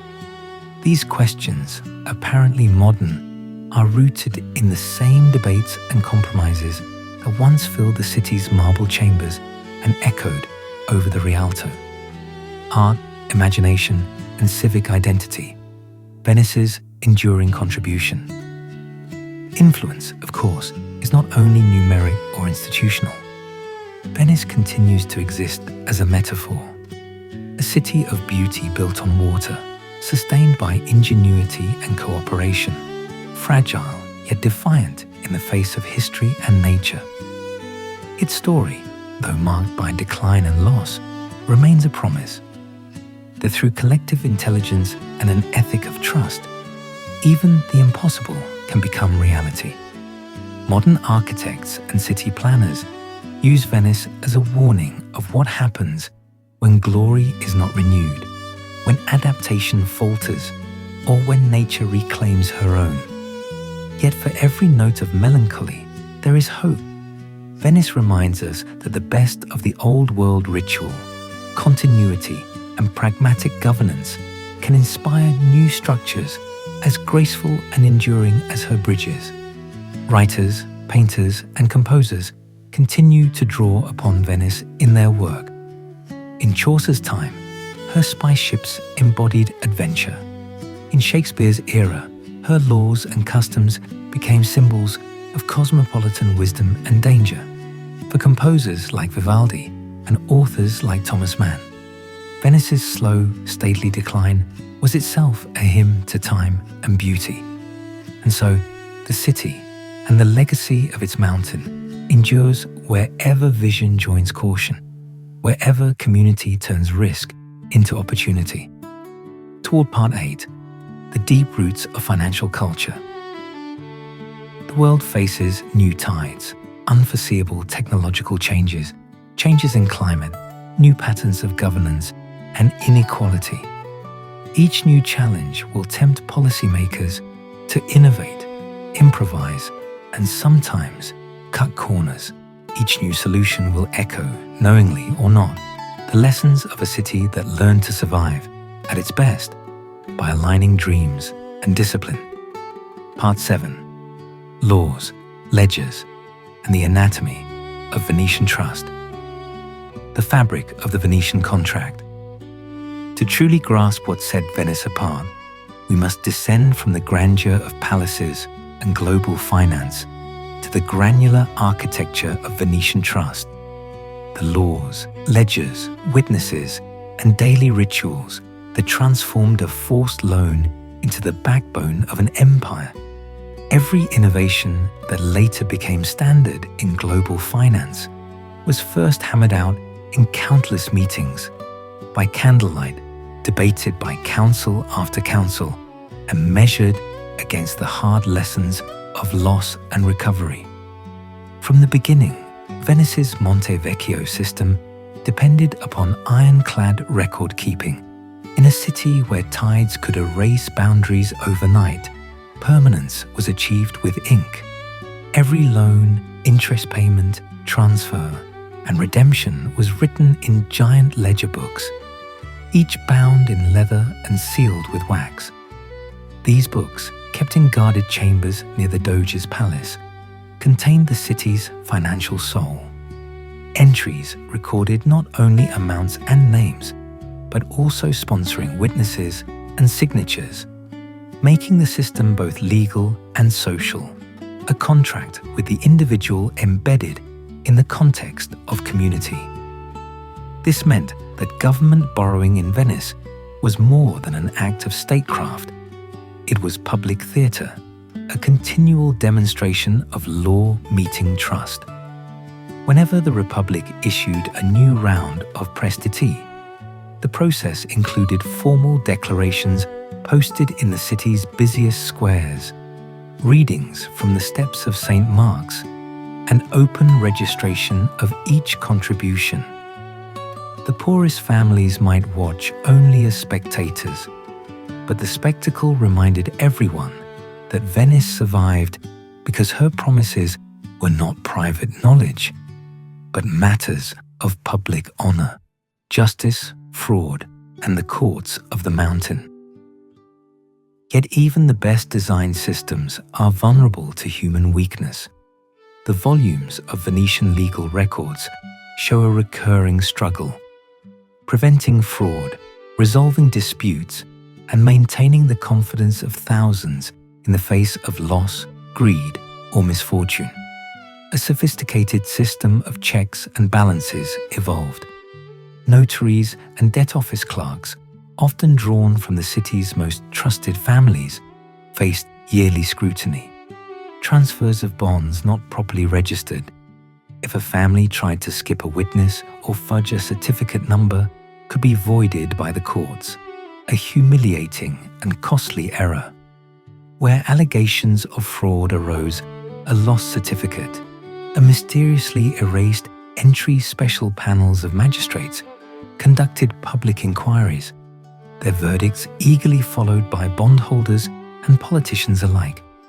Venetian justice was neither swift nor always gentle, but it was relentless. To defraud the Monte Vecchio was to attack Venice itself, and punishments when handed down were exemplary: forfeiture of property, banishment, sometimes even public execution. The city minted medals to commemorate the uncovering of notorious frauds, a potent reminder that the state's word was sacred, its ledgers inviolable. Transparency and ritual, sustaining civic confidence. Venice never forgot that trust could not survive on penalty alone. Regular festivals and ceremonies were held to reinforce community investment in the system. On the Feast of St. Mark, the city's patron, high officials would process through the streets bearing the golden keys to the debt office, unlocking the great ledgers for one day to public view. Any citizen could, in theory, inspect entries, confirming both the existence of public debt and the orderly flow of interest payments. Lotteries, ostensibly, to select which bonds might be redeemed that year, became part of this culture of shared spectacle. The winning numbers were drawn by orphan children, in front of throngs assembled in St. Mark's Square, a ritual that blended chance and fate with the regularity of civic order. Even those with little hope of being chosen felt invested in the ritual, believing that fortune and the Republic's word together preserved their livelihoods. Education and financial literacy. The widespread participation in Venice's bond system led to a degree of financial awareness rarely seen in pre-modern societies. Venetian children of merchant or noble birth learned not only history and rhetoric, but the mechanics of interest, principle, and the arcane regulations of the various monti. Mathematical literacy was prized. Family records often included careful tallies of expected income, past contributions, and predictions about government rates. Young men returning from apprenticeships abroad might bring with them new ideas about insurance, mercantile partnerships, or currency arbitrage. These innovations fed into the city's institutions, which were flexible enough to incorporate, albeit slowly, elements that enhanced efficiency or security. As a result, Venice remained not just resilient, but for several centuries, truly adaptive. Gender, class, and participation. While the core of Venetian finance and power was always male and patrician, even here the system proved more porous than it first appeared. Widows and single women, frequently substantial bondholders in their own right, could appear at debt office counters or courts with nearly the same powers as their male relations. Religious institutions, such as nunneries or hospitals, also became both investors and beneficiaries, using the steady income from government bonds to support social spending, arts patronage, and charity. This, in turn, strengthened community buy-in. The mountain was not a closed pyramid sitting on the heads of the many to benefit the few, but a broader foundation in which service to the state, as soldier, clerk, craftsman, or even beggar, connected everyone more or less to the fate of public finance. Though the government's methods were at times coercive or cynical, the result was a form of solidarity rare in a Europe otherwise defined by feudal constraints. Faith, charity, and civic religion. There was, too, an almost liturgical element to Venetian finance. The lines between religion and state were blurred but mutually beneficial. Major churches vied for role as venues for masses for the prosperity of the Republic, sometimes directly funded by interest from government bonds. Bonds were left to churches as bequests, their income dedicated to lighting candles, feeding the poor, or maintaining chapels. Saintly intercession and prudent investment were spoken of in the same breath.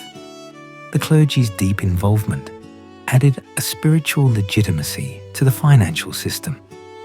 When sermons addressed virtues of honesty, diligence, and obedience, listeners knew these were also the keys to the city's secular success. Priests participated in annual readings of public debt, prayed for the Doge and the council, and in private, managed portfolios no less astutely than their merchant patrons. Moments of fracture, plague, war, and the limits of resilience. Despite layers of protection, Venice's system could be wounded by shocks beyond anyone's control. The Black Death, sweeping through Europe in the 14th and 17th centuries, decimated the city. All social hierarchies were tested to their limits. Tax receipts collapsed, the ability to pay interest was threatened, and panic gripped even the serene faces of the Great Council. Yet remarkably, even here, Venice sought to preserve the basic contract. When possible, payments were suspended rather than cancelled, with scrupulous record-keeping of arrears. New forms of debt, sometimes even voluntary, at lower rates were introduced, and the city threw itself into rebuilding by hiring thousands into public works projects. The social contract bent but rarely broke, and even foreign observers marveled at Venice's ability to recover without descending into riot or dictatorship. Wartime posed its own dangers. In the harrowing years of the League of Cambrai, and later during wars with the Ottomans and Genoese, the city demanded extraordinary sacrifices. Noble families were expected to lend beyond their capacity. The city resorted to emergency taxes and, in some cases, mandatory conversion of liquid assets into new rounds of public debt. Each generation formulated new bargains, sometimes accepted willingly, more often with sullen resignation. Yet each time recovery depended on the capacity of the state to restore confidence and, wherever possible, to reward faith with payment. Innovation or inertia. The final centuries. As Venice entered its last centuries as a sovereign state, the question loomed: could the city reinvent itself again, as she had after the Crusades, after the Black Death, after the wars that ravaged her coasts? Or had her system become so locked in tradition that flexibility was lost? The answer was mixed. While new forms of debt and modest reforms were occasionally introduced, the weight of precedent became ever heavier. Great families found it easier to live off bond interest than to risk ventures in declining trade or industry. The world, once divided by Venice into spheres of influence, saw commerce and energy shift to the rising powers of the North and West. Venice's mountain, while secure, grew old. Yet even here, the system held lessons for generations to come. The Venetian Republic ended not in revolution or bankruptcy, but in foreign conquest, her ledgers honored to the end. Her traditions studied and imitated, not only for their successes, but for their honesty in the face of defeat. Part 8. The Age of Transformation. Venice's Spirit in the Modern World. Venice's Lessons in a Rapidly Changing Century. The 19th and 20th centuries were a whirlwind of transformation. Ancient empires crashed, new nations rose, and technological change swept across every continent. Yet as kings made way for presidents and sultans bowed to parliaments, the Venetian model of public debt, deeply coupled with civic identity and careful law, remained the silent compass that guided economies through storm and growth alike. The spread of the Venetian DNA. In the aftermath of Napoleon's conquests and the Congress of Vienna, bonds government obligations open to purchase, pricing, and transfer exploded in use. Austrian, British, Prussian, Russian, and French treasuries all founded their credibility on the model Venice had first institutionalized. By 1900, even distant Japan, swiftly modernizing after centuries of isolation, sent emissaries to study the European way of raising, managing, and repaying debt, a system with roots in Venetian practice. The world's greatest infrastructure, the Suez and Panama canals, the transcontinental railroads, London and New York's modern waterworks, were financed not by sporadic taxation or royal gifts, but by immense, openly traded bonds.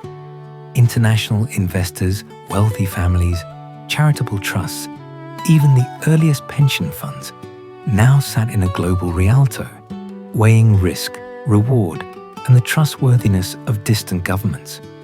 No longer limited to a handful of patricians, the circle of those with a stake in their nation's solvency expanded across classes and gradually across nations. The rise of the middle class in America, Germany, and elsewhere was inseparable from the spread of bond ownership. from a world where a merchant alone might fund a galley to one where millions collectively finance skyscrapers, highways, and the technologies of the modern age. Venice's enduring principles: trust, transparency, and rule of law. As finance globalized, the Venetian lessons on transparency, contract, and record keeping became ever more important. Each time a government upended expectations by defaulting, inflating away debt, or trampling legal norms, crisis followed. Argentina, Germany in the 1920s, Greece in 2010, and too many others relearned the hard lesson. Monetary innovation must always be matched by credible rules and enforceable contracts. When nations honored even painful obligations, hope and capital flowed in. When they broke faith, the consequences could reverberate for generations. Central banks, rating agencies, and the rise of international law carried these lessons into the heart of financial modernity. Even now, beneath fast-moving digital trades, deeper questions still rule. Does the ledger tell the truth? Can courts enforce the promise? Is the spirit of the contract stronger than momentary political pressure? Lifeblood of the welfare state and its risks. Perhaps the greatest transformation of the 20th century came with the democratization of debt. What Venice did for the ruling families of a city, modern states achieved for whole nations. Bonds no longer belong just to elite portfolios. National governments began to borrow not only for war or colossal engineering, but to provide education, social security, and healthcare. The welfare state, entirely unimaginable to Venetian patricians, became an engine of stable democratic consent. The same public ledgers that once preserved the fortunes of San Marco's lords now guaranteed widows, laborers, and schoolchildren a stake in the future. State pensions, unemployment benefits, even public scholarships all now depended on bond markets. To harm the market was, for the first time, to harm the people. But new risks emerged as well. When trust frayed, whether through inflation, over-indebtedness, or political turmoil, default no longer punished just the distant or the privileged. It struck at the heart of society. The slow-motion tragedies of post-war inflation in Germany, or the modern Argentinian, Greek, and Venezuelan collapses, proved that the bond between citizen, government, and future was both a marvel and a minefield. Technological change and the preservation of legacy. As the modern world digitized, Venice's ancient ledgers found new forms. Electronic records preserved by governments, global databases tracking trillions in obligations, even blockchain technologies echo the Venetian urge for verification, transparency, and resilience. The distributed ledger of a modern blockchain is, in spirit, not so different from the huge bound volumes in a 14th century Venetian office, except that today, audit trails can survive war, revolution, or flood. Yet in every system, the challenge persists. How to balance innovation with continuity. How to keep power accountable to the ledgers rather than the other way around. How to ensure no small clerk, no desperate magistrate can steal tomorrow's trust for today's benefit. Venice's example, regular inspection, independent oversight, public ceremony, finds resonance in the growing emphasis on transparency and integrity at every level of modern finance. Cultural legacy and the spirit of Venice. But perhaps the most surprising legacy of Venice in the 19th and 20th centuries has been cultural, not merely financial. The city's mix of beauty, fragility, and resilience has become a metaphor for an age haunted both by promise and by loss. Poets, painters, and composers reimagine the foggy lagoons in works that speak to the human yearning for order amidst chaos. Mahler, Mann, Hemingway, and countless filmmakers turn to Venice for inspiration on frailty and endurance. Images of gondolas gliding to the music of ancient stones, bearing memories of both glory and decay. Venice is no longer a world capital, but it is perhaps the world's greatest school of memory. For every investor who wonders whether trust can endure, for every young student puzzling over a balance sheet, the Republic story hovers as both warning and beacon. Environmental change, lessons old and new. And in our own time, as the foundations of cities and the climate itself are threatened, Venice continues to teach. The very lagoon that protected and nurtured her commerce is now an annual challenge for engineers and visionaries.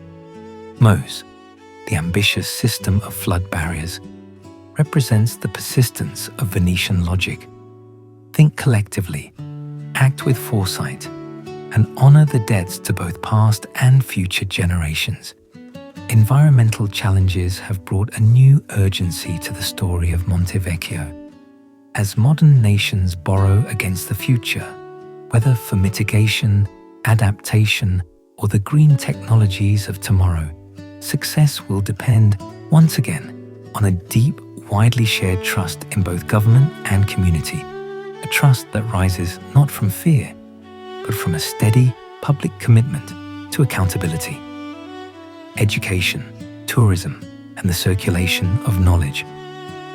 In today's Venice, a city of museums and universities, of festivals and scholarly gatherings, the traditions of financial literacy endure.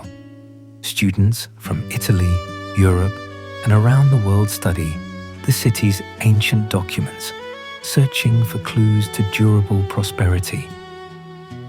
Economists debate the Venetian model at international conferences convened in restored palatial halls. Tourism, for all its challenges, carries the city's message further than even her ships once did. In the quiet shine of display cases in the Museo Corre, visitors glimpse the paper bones of a miracle, ledgers that held their power long after the armies departed and the merchants faded. The power of narrative in financial systems. Modern theorists increasingly recognize that financial systems are not merely sets of contracts or algorithms, but stories shared and believed within the societies that sustain them. Monte Vecchio was not just numbers, but a narrative of shared commitment, loss, sacrifice, and flourishing spun out over centuries. Its power derived from the mythos as much as the mathematics. Today's successful economies weave similar stories about the inviolability of the national debt, about the credibility of democratic promises, about the hope that tomorrow's prosperity will repay today's courage. When the narrative fractures, calculation alone cannot save it. When the narrative unites, even fragile communities can achieve wonders. The Venetian heritage in a fragile world. What then is Venice's message to a world beset by change, uncertainty, and risk? In 1,000 subtle ways, it is this. Trust is built in small increments, maintained across generations, and shattered in careless moments. Wealth and innovation follow trust. The wise management of debt can raise new mountains, but hubris and neglect will wash them away. Each government, each corporation, each family that borrows for the future takes up a Venetian torch, whether knowingly or not. The discipline, adaptability, and attention to law that define the Republic are as vital now as ever. Forward to the last chapters. In our next chapters, we will explore how Venice's spirit continues to animate debates on finance, society, and the possible futures of human solidarity. How the lessons of the lagoon may still prepare us for storms and opportunities yet to come. Part 9. Echoes in the Modern Era. Resilience, Reform, and the Venetian Spirit. Continuity and change in financial culture. As the 20th century gave way to the 21st, the financial world faced profound leaps in scale, technology, and complexity. But at its heart, it revisited again and again the lessons first etched into the ledgers of Venice. Globalization, digitization, and the emergence of massive economic unions such as the European Union all brought remarkable opportunity and the shadow of ever greater risk. Nowhere were these paradoxes more vivid than in the world's government bond markets, where trillions in value could move with a keystroke, yet underlying trust remained exquisitely fragile. Economists, historians, and political leaders repeatedly found themselves circling Venice's central lesson. Debt is not, fundamentally, only about numbers. It is about confidence in institutions, in law, and above all, in each other. The Eurozone crisis and the bonds of community. The euro, introduced at the turn of the millennium, represented an experiment in shared trust on the scale that even the bravest Venetian policymakers could hardly have envisioned. It promised the benefits of integration-free capital flows, efficiency, and reduced transaction costs, alongside collective discipline reminiscent of the Venetian focus on rule-bound borrowing. But when the global financial crisis of 2008 struck, ripples spread from Wall Street to Athens, Rome, and beyond. Nations that had for decades borrowed easily now faced skeptical markets. Greece, Portugal, and others saw their debts spiral. Confidence broke. Interest rates jumped, yields fell, and for a time, the very future of the euro came into doubt.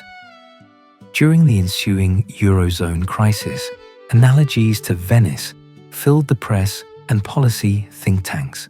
Commentators invoked the Monte Vecchio as both warning and standard. Only when all, from the humblest pensioner to the most powerful banker, believed that rules would be upheld, could financial stability return.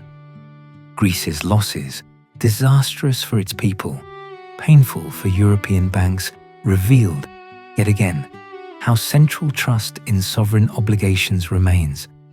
At the same time, the crisis saw the forging of new forms of solidarity.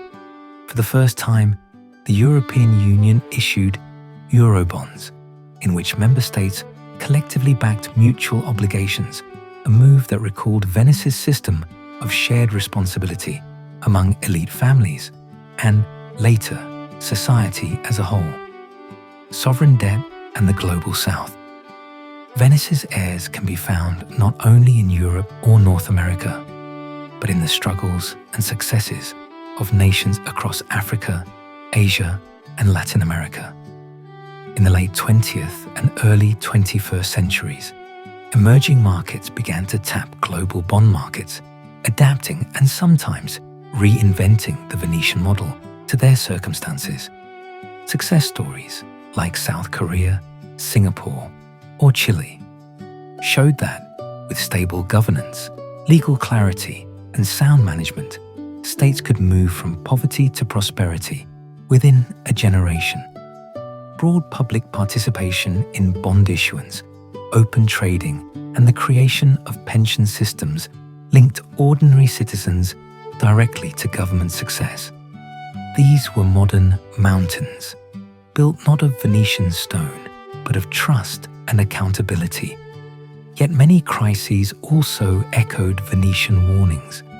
Whenever countries succumbed to the temptations of excessive borrowing without the rigor of reliable law and transparency, Argentina, Venezuela, Lebanon, the results were instructive. Devastated economies, broken institutions, sometimes even social upheaval. Financial innovation and risk derivatives, algorithms, and the perils of forgetting. The scale and speed of modern financial instruments dwarf those Venetian counselors could have imagined.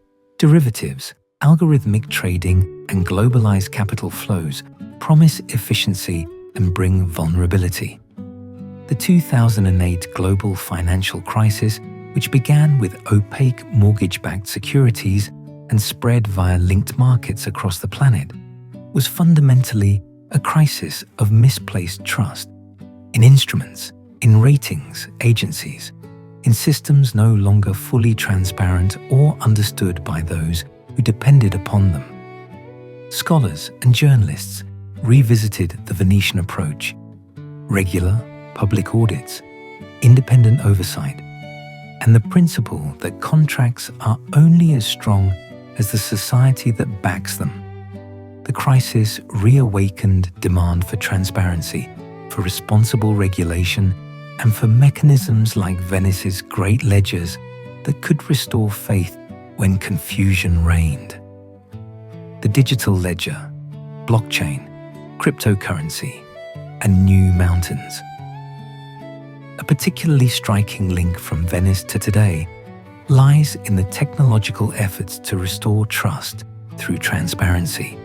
Blockchain, the technology underlying cryptocurrencies like Bitcoin, shares a spiritual ancestry with Venice's great debt ledgers. The core promise that all transactions are public, unalterable, and verifiable by participants echoes the ancient Venetian obsession with openness and accountability. Of course, the differences are profound. Blockchains are decentralized, governed by code rather than by councils. They know no home city nor centralized magistracy. But as governments, businesses, and communities debate how to balance privacy, trust, and innovation, the ghost of Venice is present. The future, like the past, will be won not only by technical cleverness, but by collective faith. Civic bonds, finance, and democracy, intertwined. Another way Venice's legacy endures is in the deep fusion between public debt and civic identity. In modern democracies, almost every great social project, educational reform, healthcare expansion, green infrastructure, is financed by government bonds. The prosperity, security, and social fabric of millions is inseparable from the prudent, disciplined use of public borrowing. Debates over good and bad debt are really debates over national character, future vision, and the limits of solidarity. Each time a Congress, Parliament, or Assembly debates the debt ceiling or fiscal stimulus, it unknowingly continues the tradition of the Venetian Maggior Concilio, the gathering of citizens and leaders to weigh their shared fate against the hard demands of arithmetic and hope, crisis and recovery. Venetian wisdom in the 21st century. The world of the 21st century faces daunting risks: pandemics, war, the looming storms of climate change, and technological disruption. Yet, as in the Republic's time, every crisis is also an opportunity to re-examine institutions, purge corruption, and reform old habits. When the COVID-19 pandemic struck, governments mobilized financial resources on a scale unprecedented outside of world wars. Central banks issued bonds, backstopped markets, and supported communities. The fundamental lesson was one Venice would have understood. Stability does not mean stasis, and legitimacy in borrowing must be matched by the openness and resilience of the institutions that underwrite it. Venice as a living metaphor. In all of this, Venice is not merely a memory, but a living symbol. A city not only studied, but lived in, visited, and lovingly reimagined. Every year, millions walk her streets, ride her boats, and marvel at her art, rarely realizing they are walking atop the foundations of modern trust. Artists, historians, and ordinary travelers find in her a metaphor, the beauty of what endures, the price of what must change, the delicate balance between daring and discipline. Venice, forever between rising waters and once lucrative trade routes, offers a model for how societies, large and small, can weather loss and flourish again. The city's rituals, festivals, and devotion to record-keeping, its mingling of faith and calculation, and its enduring sense that public life is built on private honor, remain instructive to all who seek to build new mountains upon shifting sands. Looking forward, the need for new mountains.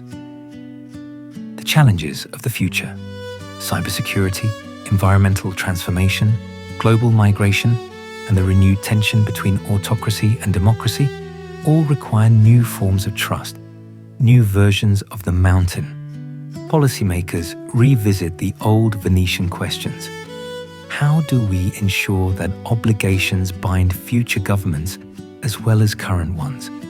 How do we design systems that are adaptable and resilient, transparent yet secure? How do we involve the many, not just the few, in both the risks and the rewards of civic life? In doing so, they rediscover that the answers lie both in structures and in stories, in the hard contracts signed in ink or code, and in the softer ties of collective memory and belief. Part 10. The Spirit of Venice. Legacy, Lessons, and the Future. Enduring Values in an Uncertain Age. In the early morning mist, as gondolas drift past the ancient palazzi, Venice endures as a paradox, a city continually on the edge of dissolution, yet stubbornly, brilliantly alive. Every stone in her labyrinth is layered with centuries of ingenuity and adaptation. And though her days as the mistress of the Mediterranean have long since faded, the systems, habits, and mindsets she bequeathed to the world are everywhere present. Venice's most profound legacy is not captured by her physical beauty alone, but in the systems of trust and accountability that underpin the modern world. The great ledgers of the Monte Vecchio are no longer maintained beneath the marble arches of the Rialto, but their essence lives on in the balances of central banks, the debates of parliaments, and the risk assessments of families the world over. Why the Venetian model persists. Why has the Venetian system left such a deep impression, lasting far longer than armies, empires, or even the grandeur of St. Mark's? The answer lies not in perfection, but in a rare balance of stability and adaptability. Venice's leaders understood that innovation could only thrive when anchored by reputation and ritual. Each forced loan, each carefully recorded payment, became a link in a chain uniting generations. A real social contract made visible by the city's habit of public accountability. Modern economies, despite their sophistication, often return during moments of crisis or optimism alike to these basic principles. Transparency. Open records and public acknowledgement of obligations create confidence across time and distance. Inclusion. When many have a stake in success, systems become more resilient and more just. Rule of law. The contract, not the ruler's whim, is sovereign. Laws protect the weak as well as the powerful. Adaptability. To endure, an institution or society must evolve, adopting new methods, responding to new risks, forever seeking renewal. Venice was not free from mistakes, corruption, or tragedy, but her achievement, 6 centuries of continuous public borrowing, is unmatched in world history. The mountain rose because it was built by everybody, managed by a government, held close to the interests of its citizens, and adapted to the tides of fortune with both courage and restraint. Reflections in the Modern Mirror. Standing in the shadow of her legacy, the world now faces challenges the Venetians could scarcely have imagined. The digitization of money and records asks us to trust invisible code, a new ledger as vulnerable to manipulation and error as any ancient book, if unchecked. Climate change threatens not only cities like Venice, but the ability of all societies to keep faith with the future, to borrow responsibly, to invest for generations, to preserve beautiful and vulnerable places for those yet unborn. Political upheavals and new forms of authoritarianism test the resilience of global networks, raising again the ancient dilemma. Does power rest with law and contract, or with arbitrary command? Venice's story reminds us that answers, or even workable compromises, are possible. Each era must experiment, falter, and try again. Each society must decide what it treasures, whom it trusts, and how it honors the debts, monetary, moral, and ecological, that bind present and future. The new mountains. Finance for the planetary age. In the 21st century, governments, corporations, and citizens are creating new mountains, vast commitments on scales never seen before. Green bonds, pandemic bonds, massive state guarantees, all echo in form and spirit the Monte Vecchio. They demand public debate, careful record keeping, and above all, an understanding that trust is not a free resource.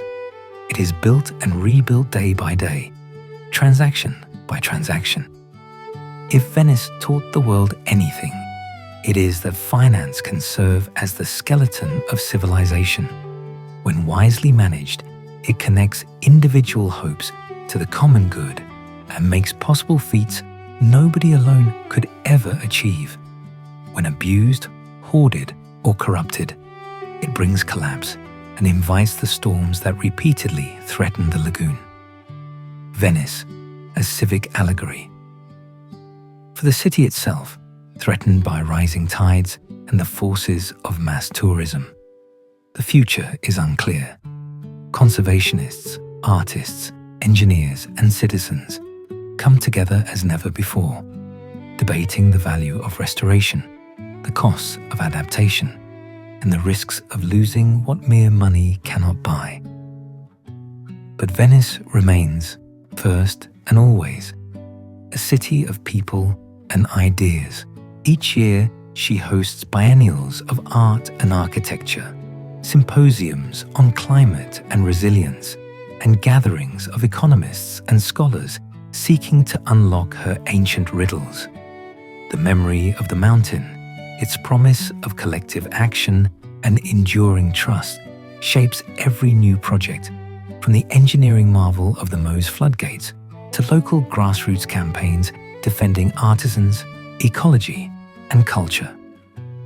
Venice's legacy around the world. As this story nears its close, the significance of Venice is not confined to local stone. Her descendants are everywhere.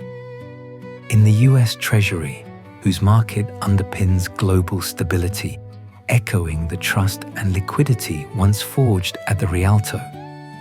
In the small nations wrestling with the challenges of transparency and accountability, searching for institutions that match ambition with restraint. In every retirement fund, development bank, and community borrower, where millions, knowingly or not, reenact the drama of lending, trust, and public stewardship begun so many centuries ago. Why remember Venice? To remember Venice is not only to celebrate a triumph, but to heed a warning. No mountain, however sturdy, is immune to neglect or arrogance. No system can forever outwit the tides of politics, nature, or time. The legacy is not mere nostalgia. It is a living challenge to innovate with integrity, to govern with humility, and to share the burdens of the future as bravely as the profits of the present.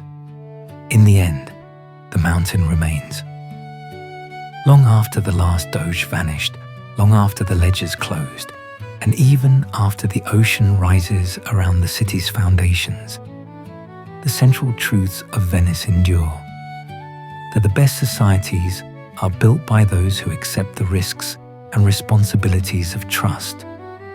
That prosperity, like art and freedom, is a collective achievement.